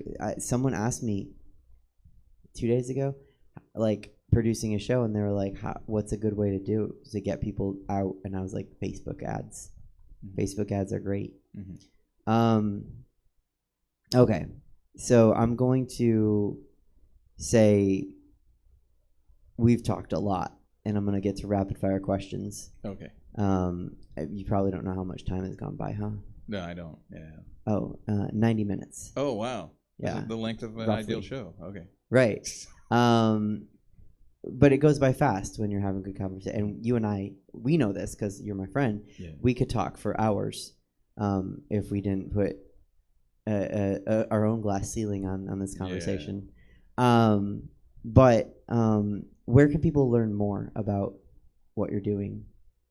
Just come to a show, or you mentioned a website earlier. Yeah. Does it talk about your show? Yeah, it's a description. Yeah, there's copy there that describes the actual show. Yeah, it's bigblackdice.com. Okay. Yeah. And that's where they can kind of find information about the show, about you. Yeah, and it's called that because I use big black dice during the show. So. Right, because you have to roll something. Yeah. As per Dungeons and Dragons. Yeah. Gameplay. Oh, that's one of the things that I streamlined. I only use a D20, that 20-sided die. Dungeons and Dragons has 7 different dice. Oh, I was gonna say, talk to me like I'm a dumb girlfriend. Yeah. And they're all different shapes. Not that girlfriends are dumb, but I don't know anything about this world. Yeah. So, okay, 7 different kinds of dice in Dungeons and Dragons. Yeah, there's a 20-sided, 12-sided, 10-sided, 8-sided, 6-sided, 4-sided. I think that's there's 2 different types of 10-sided. One's for the tens place, one's for the hundreds place. That's if you roll them together to do 100, a D100. And then there's other dice that are more strange, like 2-sided, 3-sided, 5-sided. Those are more rare. 2-sided dice? Yeah. That's called the coin. Yeah, I know. Yeah, basically. Yeah. Yeah, but there's some people like their set to be complete, and so they want a set that's all the same color, and so they make a plastic weird. There's a couple different shapes they do for 2-sided dice. Huh. And usually what it means is that there's 2 sides that are number 2 and 2 sides that are number 1. So it's usually some sort of 4-sided die, generally. That's the 4-sided die. Yeah, but a 4-sided die actually has 4 numbers, different distinct numbers on it. But anyway, I only use 1 because I don't have time for that. That's a 4-numbered die and a 4-sided die. Someone's using a 4-sided die, a 4-sided 2-numbered die. That's true. Yeah, you can also do D3 using a D6 and then 1, 2, 3, 1, 2, 3 twice. I'm sorry, when you say D3, I think of Mighty Ducks 3, where they went to Eden Hall, and they had to play on the high school team, and they weren't the Ducks anymore. Oh, really? They were the Eden Hall Warriors, and Coach Bombay wasn't there, and their new coach stripped Charlie of the captaincy. I'm sorry, I really like Mighty Ducks. Yeah, that's inside hockey. It's inside Mighty Ducks, and then they brought the show back, so I brushed up. It's all fresh. Anyway, Big Black Dice website. Yeah. They can learn about it. And it's a cool show. People should check it out.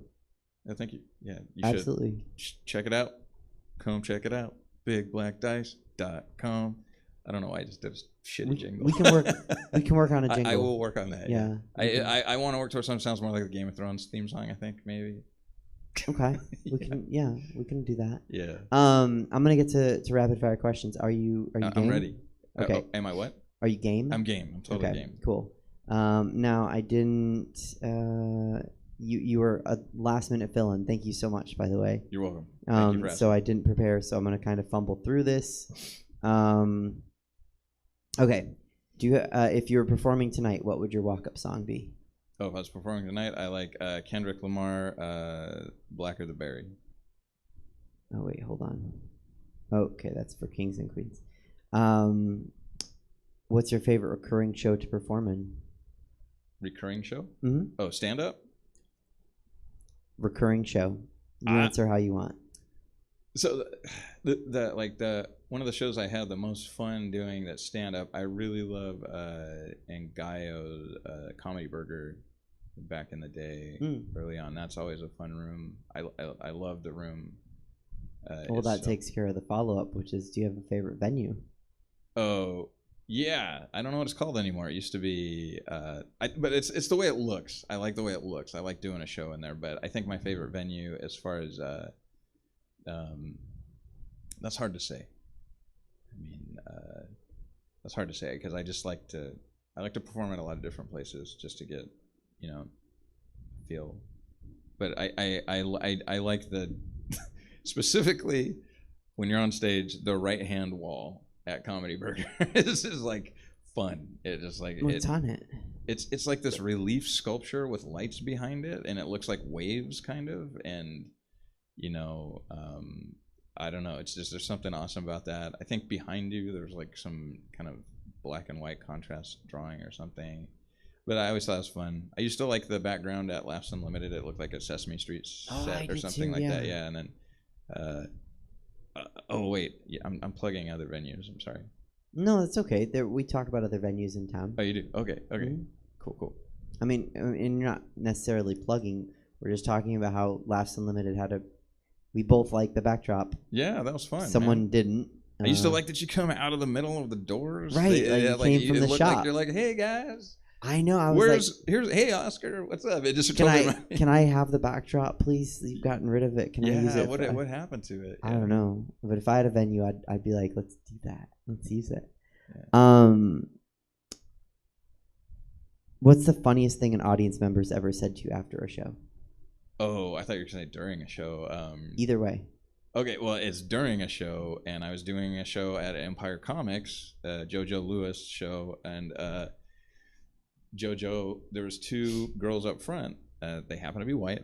It's significant to the story, but they were kind of like, there's hecklers and there's helpers, right? So there's hecklers that are like trying to tear you down, but these women, they were just excited and they were talking through everybody's set, but most of the comics were not interactive comics, and but I think I got up there right after Andre Morton, and so I said, like, you girls are really excited through Andre's set, and I noticed he just kept getting like blacker and blacker as the set went on to try to intimidate you or whatever, but you seem to be eating it up. Like, is this your first time talking to black people? And then they said yes. And that was just ridiculous. It was just ridiculous. And then they just kept talking. But it was fun because I didn't really, at that point I was kind of tired of my material, so just interacting with them, just doing some crowd work with them. Yeah. And it was kind of unique because outside of Touch a Class, that's one of my favorite venues too. I should have said that. Like Touch a Class is one of my favorite venues in Sacramento. I just had Regina on like a month ago. Yeah, mm-hmm. Yeah, Regina and I don't know if Andre's still doing the show there, but Rico, Regina, Andre, they do. I think Andre and Rico and Regina are just going to be synonymous with the mic at Touch a Class. Yeah. Whether they're there or not. Yeah, it's just a really good place to go and like really see, because that room is so honest. Mm-hmm. Like if you can't go there with your jokes where you're acting like you're so super smart, and like I've heard. Yeah, and it's like because some of the jokes are like the people have like that. It's like. I mean, I don't want to diss on any particular style of comedy. I'm just saying that's a good place to go to see. It's just a good place to go to see if you got enough energy. You know what I'm saying? Like if you're putting energy into your material, that's an energetic room. You've got to project there. You've got to believe in your material. You got to. Or be really another thing is sometimes the room there they don't want to hear stuff, they want to be involved, so you got to be able to shift gears and use a different skill set. It's such a good place, and so that is one of my favorites as well. That's a really good way to put it. Yeah, a lot of energy. I've never thought about it like that, but yeah, you can't just slide in there and just let the jokes drool out of your mouth. Like some people, that's their style. That's fine. If you've got if you've got an understated style, it's probably not going to work in that room. But to be fair, if you've got an understated style, you created a niche for yourself. You know what I mean? You're going to be a niche comic, and you won't work in every room. So, but Touch a Class is a perfect place to figure out.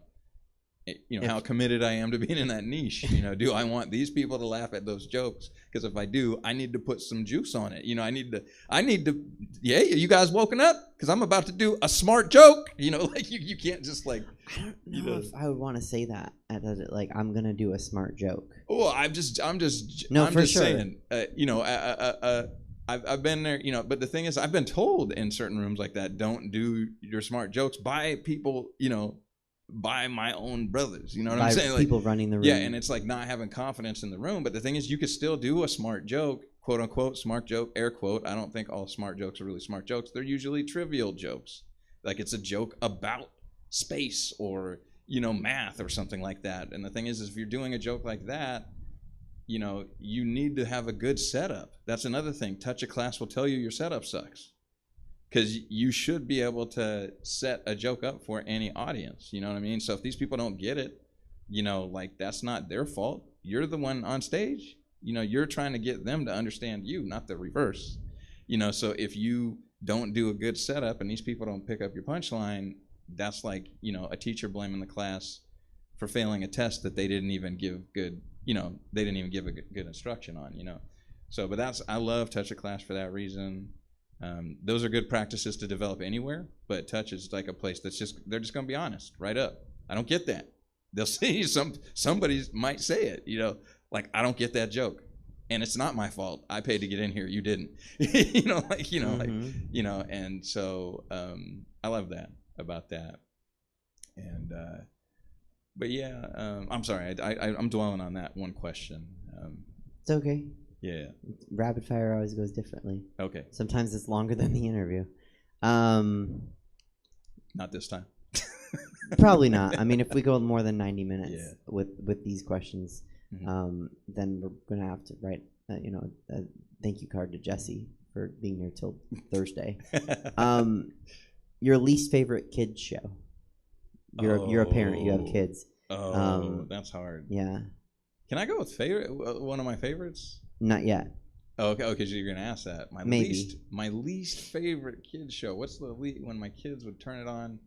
I don't remember what it was called, but it was the show when my kids were babies. It was for like babies, and they loved it. It's like there's these crayons that are characters in it, and the backdrop would always start blank, and then the crayons would be like, and then they'd like touch different and turn different parts of the. I think with my niece and nephew, I think I've seen that show. Yeah, and it's just like, it was just, I mean, whoever did that show, props, they understood children better than I did, because my kids liked it, but I couldn't stand watching that. I didn't feel like it was enriching my kids or anything like that. Do you have a favorite adult show that's disguised as a kid show? Oh, a favorite one? I'm gonna admit here, I like the new My Little Ponies. Like that, the people that write jokes for that show, like that was one I could sit through. I also like Foster's Home for Imaginary Friends. That's a little older, but my kids got into that. But both of those shows, I think the writers they're good writers. You know, they're good writers, and so there's good narrative, and there's good, and then the jokes. My Little Pony has more, I think, like above the board, you know, like it's a joke for the parents kind of stuff, I think, than Foster's Home. But those are probably two of my favorite shows that my kids would watch, and I would actually find myself sitting down and actually going, what's going on with Rainbow Dash, you know, like you know, Rainbow Dash is my favorite, you know. That's a pony. Yeah, Rainbow Dash is one of the female ponies that she's like the brash one. I feel like that's a good drag performer name. Sometimes we talk about that on the show, like coming to the stage, Rainbow Dash. Yeah, that would be. Yeah. Yeah. I still, initially when bronies were first a thing, I thought like, oh, that's cool. They're making a lane for, you know, male fans of the show. But then when it started turning into like people doing porn based on, you know, like that I was like, well, that's, what is that, Rule 34, I think? Yeah. Anything is going to be made into porn. Yeah, that was a little bit weird. Sure. Was that the same answer? Your favorite kids show is the same, is also your favorite adult show disguised as a kids show? Kind of, yeah. So is the question is, it's a kids show, but it's got adult content. Basically, yeah. I'm saying this is a show for adults, but they've packaged it as a kids show. Yeah, I would say, yeah, My Little Pony probably is in that. I wish I had something more original. I haven't been watching. My kids are old enough now to where we're toying with watching. You know, they like some anime now. You know, and so they were telling me, Dad, you should check out this episode of Demon Slayer. And you say that word differently than me. What? Anime. Yeah. Anime. Some people say, you know, yeah. Oh, you made me feel so white just now. Yeah, but yeah, my kids are kind of getting into that, and so like not a lot of anime is really, you know, Y7, you know, or you know, teen even, you know. So we've been kind of playing with the edge of that, because some of the stuff they like, it's horror based or it's got gore. And there's a really one I watched a couple episodes because I couldn't find anything online. It's called Trece, and it's actually about the protagonist is Filipina, and it's in Manila, Philippines, and they use a lot of Filipino lore, which my kids, their mom's family, some of them hail from the Philippines, and so I was actually kind of excited because my kids are getting into horror stuff, but it's a little too above their pay grade for right now. But I'm excited that it got produced because it's pretty cool. Oh, we got you a follower. Oh, you did? Yeah. So sweet. Well, thank you for following me. Okay. And actually, I have a page on if it's on Facebook. I have a page for Diversity and Dragons on Facebook. So if people look for Diversity and Dragons specifically on Facebook, if people want to follow me on there, that would be great. You know, and they don't have to know anything about Big Black Dice. Yeah. Just the name of the show. Yeah. Weird transitional question here because we're talking about kid shows, and you can pass on any of these. But I ask all my guests, do you have a favorite sexual position? Some people just say like on the couch with the TV, like so you can be funny, you can say for real. Some people say real. Yeah, unfortunately I'm super literal, so like. So you want to pass? I'm a little embarrassed. Yeah. You come back if you feel like saying it before we end the show. I've had some good times on the couch. I'm not gonna lie, but I don't know if I consider that a position. Usually it's doggy. Yeah, on the couch. Yeah. Yeah. No, that's interesting because I just had Justin Elizabeth Sayer, a gay writer, on the show, and I ask my gay guests their favorite position to imagine straight people having sex in, and he said he always imagines straight people having sex doggy style. Yeah, that's probably, if I'm to be honest, it's probably doggy. Yeah, no embarrassment there. It's a position. Yeah. Sex. It's more embarrassing. It's very natural. It's more embarrassing when you haven't had sex in multiple years. Yeah. Yeah. What's your favorite thing about the existence of brunch? I didn't understand brunch. I'll be honest, man. I'd been to one brunch before I started going to drag brunch. Mm-hmm. So I guess my favorite the thing about the existence of brunch is that drag brunch exists, because I think regular brunch is boring as fuck. Yeah, but drag brunch, I was like, okay, now I get it. This is dope. You know, like having like something to focus on while you're eating, you know. I guess I shouldn't say crappy breakfast, but when I had brunch before, it was just like crappy breakfast. And then I never drank before. I drink very little now, but I never drank before. So I was like, oh, it's just an excuse to get drunk in the daytime. Is that all it is? Which, is that true? Like, that's pretty much an excuse or a celebration of the daytime by drinking. Yeah, I guess. Yeah. Yeah. Watch your mouth, sir. Watch my yeah. Don't profane brunch. Don't profane. Yeah. It's my job. Yeah, but drag brunch made me like brunch. Oh, cool. You know? Yeah, your drag brunch made me like brunch. Thank you. Yeah. I mean, I shouldn't say it's just mine. It's, Taryn and I produce it, and yes. Apple and Helen are there, and Taryn is dope. Apple is dope. Helen is dope. Yeah, and all of that. And when you were coming, it was at Punchline and not Badlands where it is now, and so we also had Rosalia and Faye. Yes. Yeah. So the OG crew. Thank you for. Yeah, but I guess usually at a regular brunch, the one I experienced before, there was no like twerk off or anything, like anything like that. Well, so it'd be interesting to have you come now because we don't have the twerk off. Oh, there's no twerk off. There's anymore? no twerk off. Yeah, maybe be like, this isn't it anymore. Yeah, I want twerk off with my scrambled eggs. Yeah, I want to see a 20-year-old get up there and get outclassed by a 65-year-old woman who just puts way more into it. Who just knows how to twerk. Yeah. Okay. I was gonna delve into that, but we'll step back. Do you cook or bake? Both. Both. Yeah. Which do you like more? I cook more. Okay.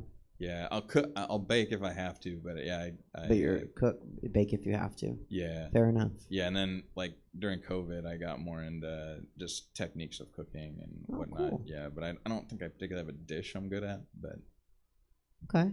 yeah, my kids like fried chicken sandwiches, like from restaurants, and I'm trying to learn. I'm trying to perfect frying a chicken breast, like a chicken fillet, so that I can make homemade fried chicken sandwiches. That are Not good. much of a cook. Can't help you. Oh, okay. Yeah. Yeah. But I'll eat one. Yeah. DC or Marvel? Oh, I would have to say Marvel. Do you have a favorite character? Black Panther. I don't mean to be stereotypical, but yeah, I'm not a big fan of the comics actually. Okay. I So knew, the movies. yeah, I knew of them because I was a geek, and a lot of my geek friends loved comics. But yeah, but the fact that Black Panther got made and was so good, Marvel. Yeah, Okay. yeah. I've been trying to get Apple to do this super niche themed drag show with me where we're gonna host it, and it's super niche themed, right? It's called like Apple and Suzette's like super geeky, super nerdy, super themed drag show. Oh, so you guys are gonna cosplay drag, kind of, maybe? Yeah, right. Like theme. Like a lot. Sometimes drag shows are themed, right? Like you've been to brunch when it's been themed. So like this one would be like specifically like MCU. Like don't come as a Marvel character. It has to be MCU. Or like, I mean, name another. Star Wars. Yeah, Yeah. but like not like Return of the Jedi. You know, you like be a character from don't be a character from like Empire Strikes Back. Okay. Like you're out. Like get out of the show. You should do a video game night, but I guess you'd have to get specific about. I mean, we could or we couldn't. I want it to be like super ultra themed. Mm-hmm. So I'm down with that. Be a character from Mario. Yeah. But which Mario? Yeah, which Mario? Mario 2. Okay. If we're at the bar after a show and someone's buying us shots, what are we shooting? Oh. I don't usually do shots, but I guess I have done a shot of vodka before and it didn't bother me. Any specific kind of vodka or? Oh, I don't know. I mean, I guess the good kind. I don't know much. Is Grey Goose good? That's good. No, that's good. Goose, yeah. Okay, yeah. All right, good. I did a shot of Belvedere today. Belvedere? Yeah, it's another good vodka. Isn't that a Butler? It is. I said that actually. Okay. I said if it's a Butler and a vodka, I'll drink it. Yeah. Because that and Goose are my vodkas that I drink. I'll drink Absolute, and I'll drink a couple other ones, but those are the top shelf ones. Mr. Belvedere was kind of interesting. It was like America's get back at England. It was like, haha, now you're serving us. Like I don't know. You think that's what it was? Yeah, that's all it was. It was American propaganda disguised as a sitcom. Yeah, we're ruling the UK now. Right. Yeah, like so. Someone's buying us drinks at the bar after a show. What are we drinking?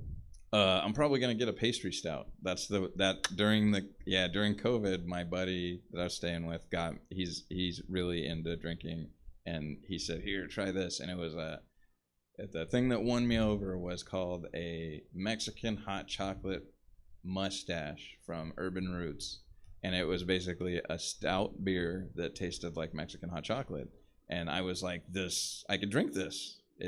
It doesn't bother me at all. I don't know if you saw me recoil. Yeah, so I hard. did. Yeah, I just kept talking through I it. accidentally licked the mic. I'm sorry, Bessie. I can clean it.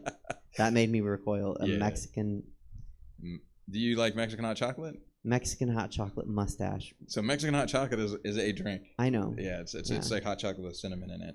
And then Urban Roots, since a lot of stout beers are brewed with chocolatey notes, they introduced cinnamon. I don't drink beer. Yeah. Yeah. I don't usually either, but so if someone bought us drinks and that's what you order, then you can have mine. Yeah. You can have my Mexican mustache hot chocolate. I will take it. It's like $25 a bottle or something like that. Yeah. Okay. Yeah, both are yours. This one's important. Okay. Toilet paper. Over or under? Over, definitely. It's got to be over. Unless you got a cat, then I can excuse it. People that have it under for the reasons of cats and toddlers, fine. Don't have a cat. Yeah, because if you have a cat or a toddler, they'll do this if it's over. Well, don't let them in the bathroom. Oh, you're just saying don't have a cat. I thought Yeah. you said don't have a cat. And Oh, so you didn't also, know. yeah, no, don't have but a you're cat. saying But I'm saying don't have a cat. keep your 'cause that's- toilet paper over. Yeah, that's more important. Yeah. Okay. Okay. And We're your- on the same team. I'm just not as far to the the toilet paper over team. which way is it, right or left? Okay, so this is the interesting thing. I don't know, but I thought I'd be mad at all the people that said under, Yeah. and I'm still like, oh, we can't be friends. But then I found out this is episode 63. Some people are indifferent. Yeah, I'm not indifferent. They're I'm just definitely- like chaos toilet paper users. I will turn it over if Oh my! I will. Yeah, I'm a little. In someone else's house. Yeah, if I've seen it be over before, I'll make it over. Yeah. Yeah. It's over. Yeah. Okay. Yeah. That's funny. Do you have a favorite comic? A favorite comic book or comedian? Comedian. I love stand-up comedy. Period. Like, I'm one of those people who, even when somebody's crashing and burning on stage, I don't get like sadistic joy out of it. But I want everybody to do stand-up. I really do. I want everybody to try doing stand-up comedy because I think everybody has something to say. But I think if I were to like pin it down among my favorite comedians, as performers locally from the local area, Kyrie Shabazz is one of them. Ellis Rodriguez, Regina Givens, Rico the Great. I'm drawing a blank because I'm like, you named a bunch of everybody you named is black. Like, But I was gonna actually, I noticed, right? Yeah, but like, yeah. why is that weird, right? Because like, if someone named 5 white comics, it wouldn't be weird. Okay, so I should not. And you also I named, guess it's because I want to. there be was a that woman. inclusive. No, You know who I neglected? She's on my show, Emma Haney. Okay. Oh, they are on my show. I'm sorry. Okay. I'm sorry. They are on my. So there Emma you go. Haney is amazing. But you are inclusive, right? Because you named a woman, a non-binary person, a lesbian, 3 men. Yeah, and the men are all different colors.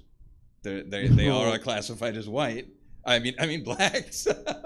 They're all classified as black. I'm gonna let you say that. Yeah, I'm gonna let you say they are 3 different colors. You can talk about the hues of the men. Yeah, well, there's a thing called colorism. It's There a is thing a thing. within, I know. But I'm just not gonna get canceled talking about it. Yeah, well, I'll talk about it because You can talk about yeah, it. but like That's not yeah. my line, sir. That's not my line to step. I'm not taking I appreciate you not license. stepping over that. Yeah. No, but honestly, those comedians, all amazing. I've booked every one of those comedians in shows that I've produced. And I don't know. I just don't. Straight white guy comedy just doesn't do it for me. Okay, so- well, I am gonna. Okay, my Are you gonna my, try- you're my gonna search brain for there. one? I love Okay. Patton Oswalt. I love me some Patton Oswalt. Like he's a good comic. Like and He's actually a black woman. Did you know that? Okay, well then all my guilt is Right. gone. Yeah, my half white guilt is now. It's a very I can fully endorse him. it's a very elaborate cosplay. Oh, Ngaio. Why didn't I said I like doing it. One of the reasons I like doing Comedy Burger is Ngaio. 'cause- Ngaio Belam is amazing. Had him on the show. Yeah. Actually, Regina, Ellis, Emma, and Ngaio have all been on this show. Oh, Chelsea Bierce. Oh, I yeah. just haven't seen Chelsea perform in such a long She's time. part of this show every episode. Yeah, she Chelsea just couldn't Bierce make is it amazing. today. You guys should watch Chelsea if she's doing a live. Trust, if they are watching this show, they are very familiar with Chelsea Bierce. Chelsea Bierce is amazing. Yeah. And I feel I don't really do like top 10 lists or whatever, so it's hard for me. I'm just gonna stop. That I love stand-up comedy though, so there's a lot of other comics I probably didn't mention. And I feel really bad. No, you named the people that came to your head. That's okay. Yeah. I think you named some of the best, best comedians. Lance Woods is another great comic. You're naming the best comedians Yeah. in Sacramento, so you're Yeah. good. There's I would say they're the best comedians in Northern California. Honestly. somewhere Like, maybe an open micer's watching and they're like, "He didn't name me." Yeah. But Terry like, Dorsey is really great if you're in San Francisco. Shut up.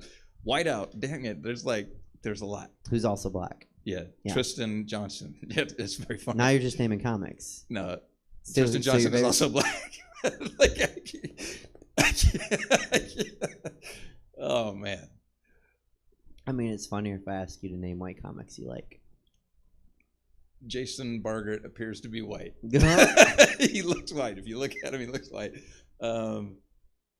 Oh, this is fucked up. Why can't this is gonna go? Okay, I can help. I can help you. Yeah. Here are some straight white men comics that I like. You ready? Miles Weber's dope. Oh, Miles Weber's great. Mhm. Yeah. Paul Conyers is really good. Paul Conyers is great. Benton Harshaw is Benton is fucking amazing. Right. Yes. So there you go. There's 3. Yes. Okay. Okay. Thank God. Thank you for asking me. I could agree with all those, but they just don't come to mind because I don't see. And them very Jason often. appears to be white. Yeah. But I do this. I'll do shows with Jason. You know, like I've done shows with Jason. I don't do really. I've done Miles show. I've done a show with Miles though. Oh, I really like Sean Boyles out of the Bay. Okay. Yeah, Sean Boyles is really great. I don't know if he's white. He has dreadlocks, but he might be mixed. I don't know. Oh, I think Sean is Mexican and Irish. Anyway, I noticed. Here's something that's weird. I noticed a lot of comedians that present as white that I really enjoy. It turns out that one of their parents is not white. So then I feel bad. That like I don't know. Like I think maybe you're, as a mixed person, maybe you're drawn to the shared experience of other mixed people. Yeah, well, I do think like being an outsider, like if you feel like an outsider your whole life, then like whatever it is in your comedy, that's going to appeal to me. So like, Jason Anderson. I like Jason Anderson. It's very funny. It's a white guy. He is a white guy. Not a straight white guy, but He's a not white straight. guy. Yeah. He will tell you he does gay things. And he doesn't have a beard. He does sometimes. Oh, does he? Yeah. How dare he? I know. And he has a couple D&D jokes. Oh. Yeah. Do you have a favorite drag queen? Favorite drag queen aside from Suzette? I would not say I count as a drag queen. Oh, because you're a princess. Mm-hmm. Okay. My favorite drag. I don't do top 10 lists. Taryn fucking murdered. I saw this one number, and I can't remember the song, but it involves the bit involved donuts. So Sweetest Taboo. Sweetest Taboo. Yeah. That's Sade, donuts, fucking Taryn, murder. Like that was one of the best. That is a Taryn standard. Yeah, that was brilliant. So Taryn Through You, Apple Adams, Bitch I'm a Cow. Like I'm picking like bits, I guess. Like, you're picking your favorite queens and your favorite number of that queen. Yeah. Yeah, and then Doja Cat's Bitch I'm a Cow. I really liked Xena Cybergoth on your show. Moo, I believe, is the name of the song. Is that the name of the song? Moo, yeah. Xena Cybergoth made a very good use of the whole room. At Punchline. Yeah, Punchline, because of her acrobatics. And then Helen Heels is always on point. I can't pick a particular number off the top of my head, but Helen's always very impressive. So I guess I need more than one. Cool. Do you have a favorite drag king? I haven't seen a lot of drag kings to be able to name them. Oh, I know who your favorite's gonna be. Who is it? Well, so Emma Haney would like to be a drag king. Oh, my favorite drag king is Emma Haney. Well, not yet, and that won't be the performance name. Well, I know, but I know that that's a goal, and so I just want to get ahead of it. Yeah. On the show last week, somebody, another drag king's best friend, suggested to Emma the name Dad Bod Jovi. So I think that's the name Emma's that's pretty funny. Rolling with at the moment. I like that. I think she's gonna stick with it. Dad She Bod likes Jovi, it. Yeah, yeah. Dad Bod Jovi. Yeah. And just Bod Jovi for Bon sure. Jovi is Yeah. kind of funny. Do you have a favorite drag princess? Oh yeah, of course. Yeah, favorite drag princess. Let me think. There's such a wide field. Yeah, Suzette Veneti. Yeah. Sometimes people are like. Yeah. Sometimes people are like, are there any drag princesses? Apple was like Chi Rodriguez. Yeah. You bitch ant. I'm not super passive aggressive. Do you think I'm pretty? You're very pretty today. Thank you. Yeah. Thank you. And we're friends, so I think it's a no. But like, just for my ego, like, would you date me? I am not super excited about blonde hair. Oh yeah. That's Suzette Veneti. Yeah. It's okay. It's okay. Not your type. Not your type. Yeah, I'm not pansexual. Yeah. So like. But also, you said I'm pretty, and I'm your favorite drag princess. Yes. So, still. Yeah. Just the blonde hair. Yes, just the blonde hair. Yeah. Okay. Teo Morgan. That's all I got. Okay, well, thank you. Thank you so much. Thanks for having me. Absolutely. I'm gonna interview. We always bring on. I think you know David Shapiro. Oh yeah, I've heard of him. You've heard of him? Yeah, yeah, I've heard of him. I think you know we're gonna bring him on. Talk to him, and he's always at the end in case we want to bump him. So we'll throw it to him. Thank you for your time, and I'll thank you again before we go. But Okay. thank you so much for being here. Oh yeah, if you want, whichever you want, you can try to talk to him. Sometimes he's rude to the guests, so yeah, he sometimes snubs me at mics. So he snubs you at mics. Yeah. Psh, what a punk. Okay. Writer, actor, whatever he's doing, failing at David Shapiro. Hi, David. How are you? Suzette, how are you? Oh, I'm well. Thank you for asking. Good. How are you? Easier to ask than answer is my answer. It's my stock answer. Workshop that for a long time. Oh, did you? Tired. Look, I'm tired. Yeah. Well, look, Teo. Is there anything you wanna talk about? Hey, David. Teo Morgan's okay. here. In sports, weird 1970s-ish final. We got Milwaukee against Phoenix. NBA can't love that. Small markets, not small. I mean, Phoenix is like the fourth most populous city. But who knew that Chris Paul? I guess if you punch enough people in the testicles, you get rewarded with a finals trip when you're in your late 70s. So congrats to Chris Paul for finally punching the balls enough to get to the finals. Good one, David. I'm never going to forget that. Oh, alarm. Hold on one second. That makes it sound like he did it to me. He never punched me. I never played in the NBA.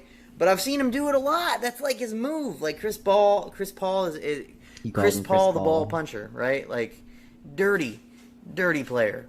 And then we got Milwaukee. Now everyone can say Giannis Antetokounmpo. I'm going to practice it before I said it. Really I got some friends from Milwaukee. They're geeked. So that's really cool for them. I, of course, being from Chicago, and then you yourself are also a Bulls fan for some reason from Pittsburgh. But there's no basketball team. Leave me alone. I'm very spoiled when it comes to basketball. I can't ever complain again, right? Like I grew up you cannot. 8 years old and Michael Jordan's winning his first championship all the way until 15, and the Bulls had won 6 and cemented themselves as the best team that ever played the NBA. So I'm not mad about it. I can't be mad. I just want to make sure everyone knows Chris Paul is a dirty player and he hits people in the testicles as often as he can. Noted. I So agree that's with you, David. Sports. Interesting thing whatever he happened says, at an that's open good. mic. I really need to open mic a lot here coming up. And an interesting thing happened. There was this guy, and I guess a couple nights before, my friend had said, just jokingly to this guy, "You're going to quit?" Because a lot of open micers quit. I can't because I don't want people to ever say I gave up, right? Like, so pathologically, I can't. Like, I need to die first. But so my friend told this guy he was going to quit, and the guy got really offended by it and was like, "I won't quit. You don't know me. You don't know my life. You don't know my struggle." And it's like, oh, well, now, I mean, what was just joking, now you've proven you're gonna quit. Like, you definitely are gonna quit. So yeah, that was weird, right? Like, that was weird. And I don't know, a lot of turnover in comedians over the years. So that guy's definitely gonna quit. I agree. What else? You know what I'd like to address? My Facebook post. Not that anyone of your viewers is Facebook friends with me. Probably not. But I don't want to go to my little brother's wedding, right? Like, I love my little brother, and his fiance seems really cool. Love her too. But I don't want to go because I don't think I belong at weddings. I don't think I can handle it. And so I just mused to my Facebook friend list that I don't want to go. And everyone's like, "Oh, you'll find a date, and oh, you'll be fine, and oh, you'll be happy, and blah, blah, blah, blah, blah, blah, blah, blah, blah." But what if I'm not? You know? What if I go to New York and I'm not okay? and I'm a mess, and I'm supposed to give a speech, and it's sad. I mean, I'm an actor, right? So I can pull it together. But at what cost of my own mental health must I do this? Also, at what cost of my own mental health must I live? Like, and that's another thing. Someone else, talk about me dying in my mental health. Another person called me last night that I haven't talked to in 20 years, easily. They want me to live, right? Like, okay. Here's a tip for anyone who has a mentally ill friend or a depressed friend. What you want for them doesn't Obama what they want for themselves. Yes, I'm using Obama there instead of Trump because I decided to do that in 2016, and I'm just going to go with it. So it doesn't overtake what they want for themselves, right? So like if someone wants me to live but I don't want to live, I don't care what you want. You're not paying my bills. You're not paying my rent. You're not paying my cell phone bill. You're not paying my electric and gas bills, which also I have not paid for like 5 months. I need to do it. You really should. I'd like to do it in person is all. Why? I don't. Yeah. Why? So if anyone's watching from Smut or PG&E, They're not. tell me how to do that. Because I'd like to do that. I can't go to the check cashing place because you have to have a check stub, and I don't have a check stub because I'm paperless billing. Anyway, beside the point. What I want for myself is most important. And what other people want from me, not as important. I don't know why that's a hard concept for people to grasp, but apparently, seemingly, it is a hard concept for people to grasp. They think that what they want from me is more important than what I want for myself. What I do want for myself is to not be a blubbering mess at this wedding. I also want to really get to some open mics and do better. And this open mic last week was no fault of the host or the comedians or even the audience. It just wasn't. It was a bust night. So I'm really excited. Any word on when open mic is coming back at Stab? Jesse? Nope, no word. Okay. Well, that's one of my favorites. So when that comes back, I'd like to go back to that. Luna's another one that I like to do. I like to go to Luna's. I figure I should do about 4 a week, which is a lot for a depressed person. You could use it to do. Yeah, you could use the practice. So that sucks because I don't want to do anything. I don't even want to do this. I don't even want to log in and talk to you. And it's not you, Suze. Don't take offense to that. But depression is real, and it doesn't get easier, and it just mounts, and it mounts, and it mounts. I'm living in a fucking time loop. No matter what I do, it's always the same outcome, and people are like, well, change what you're doing. Yes, I know. I've changed what I've been doing a million times. And guess what? I'm where I was 33 years ago. So none of it matters. Really? None of it matters, because you're a good person, and you do what you can to make the world better, and then Chris Paul ball punches his way into the finals. See how I brought all that together? So I'm rooting for Milwaukee, no doubt, right? Like, send Chris Paul home a loser. Make him punch, like, in anger. I hope he punches a ref in the balls. I hope it's caught on camera. They're always caught on camera. That's the crazy thing. All of his... Is David okay? I'm going to figure that out in a second. Yeah, all of his testicular punching is caught on camera. Yet no one ever says anything about it. Because he's good, I guess. I don't know. Is he that good? I mean, he is good. He's a Hall of Famer and all that. But, like... So, anyway, fireworks season. Sit with your dogs, if you can, because it's going to spook them out. And, yeah, I got, oh, here's mine. Come here. No, okay, he runs away when I go to grab him. Anyway, not in focus, now I'm in focus. Anyway, got an open mic, figure this out, and, got to figure out what I'm doing. If any, I have really impossible standards here. So let's say if any, judge, lawyer, doctor, surgeons, one of those, beautiful, want to go to a wedding with me, in New York City, where I'm going to be a best man and give a speech and be a disaster and need help being mopped up off the floor, hit me up. My information is below, right, Suze? Yeah. So just hit me up. Tell me you want to go to this wedding and basically be my emotional babysitter. Because all my Facebook friends seem to think that you're out there, amazing woman who wants to date me. No one does. With all the fucking baggage that I have. Bleh! Right, okay. I don't know how to... This seems depressing. It's not. Look, I'm fine. Eventually I'll get back to Manny's, which is what the shirt that I'm wearing. So I'm excited about that. And if I do go to New York in September, matzo ball soup at 2 a.m., my favorite thing in the world. Under 10 minutes. Thank you, Suzette. Take care. Bye, David. Yeah, bye. Okay. See, rude to the guests, David Shapiro. Anyway, that's the show.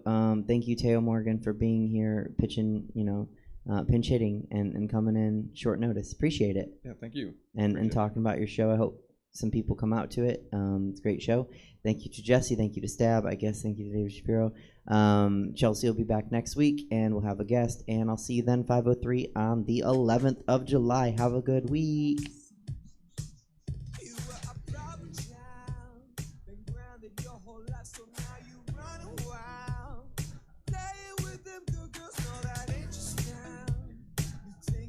Shit, ooh, I love it, yeah, yeah. Stumbling, but yeah, you're still looking hella fun. Keep doing what you're doing, and we'll make it mine. Well, you're a hot mess, and I'm falling for you, and I'm like, hot damn, let me make you my boo. 'Cause you can shake it, yeah, you know what to do. You're a hot mess, I'm loving it, hell yeah. The city's your playground, I watch you take a bite.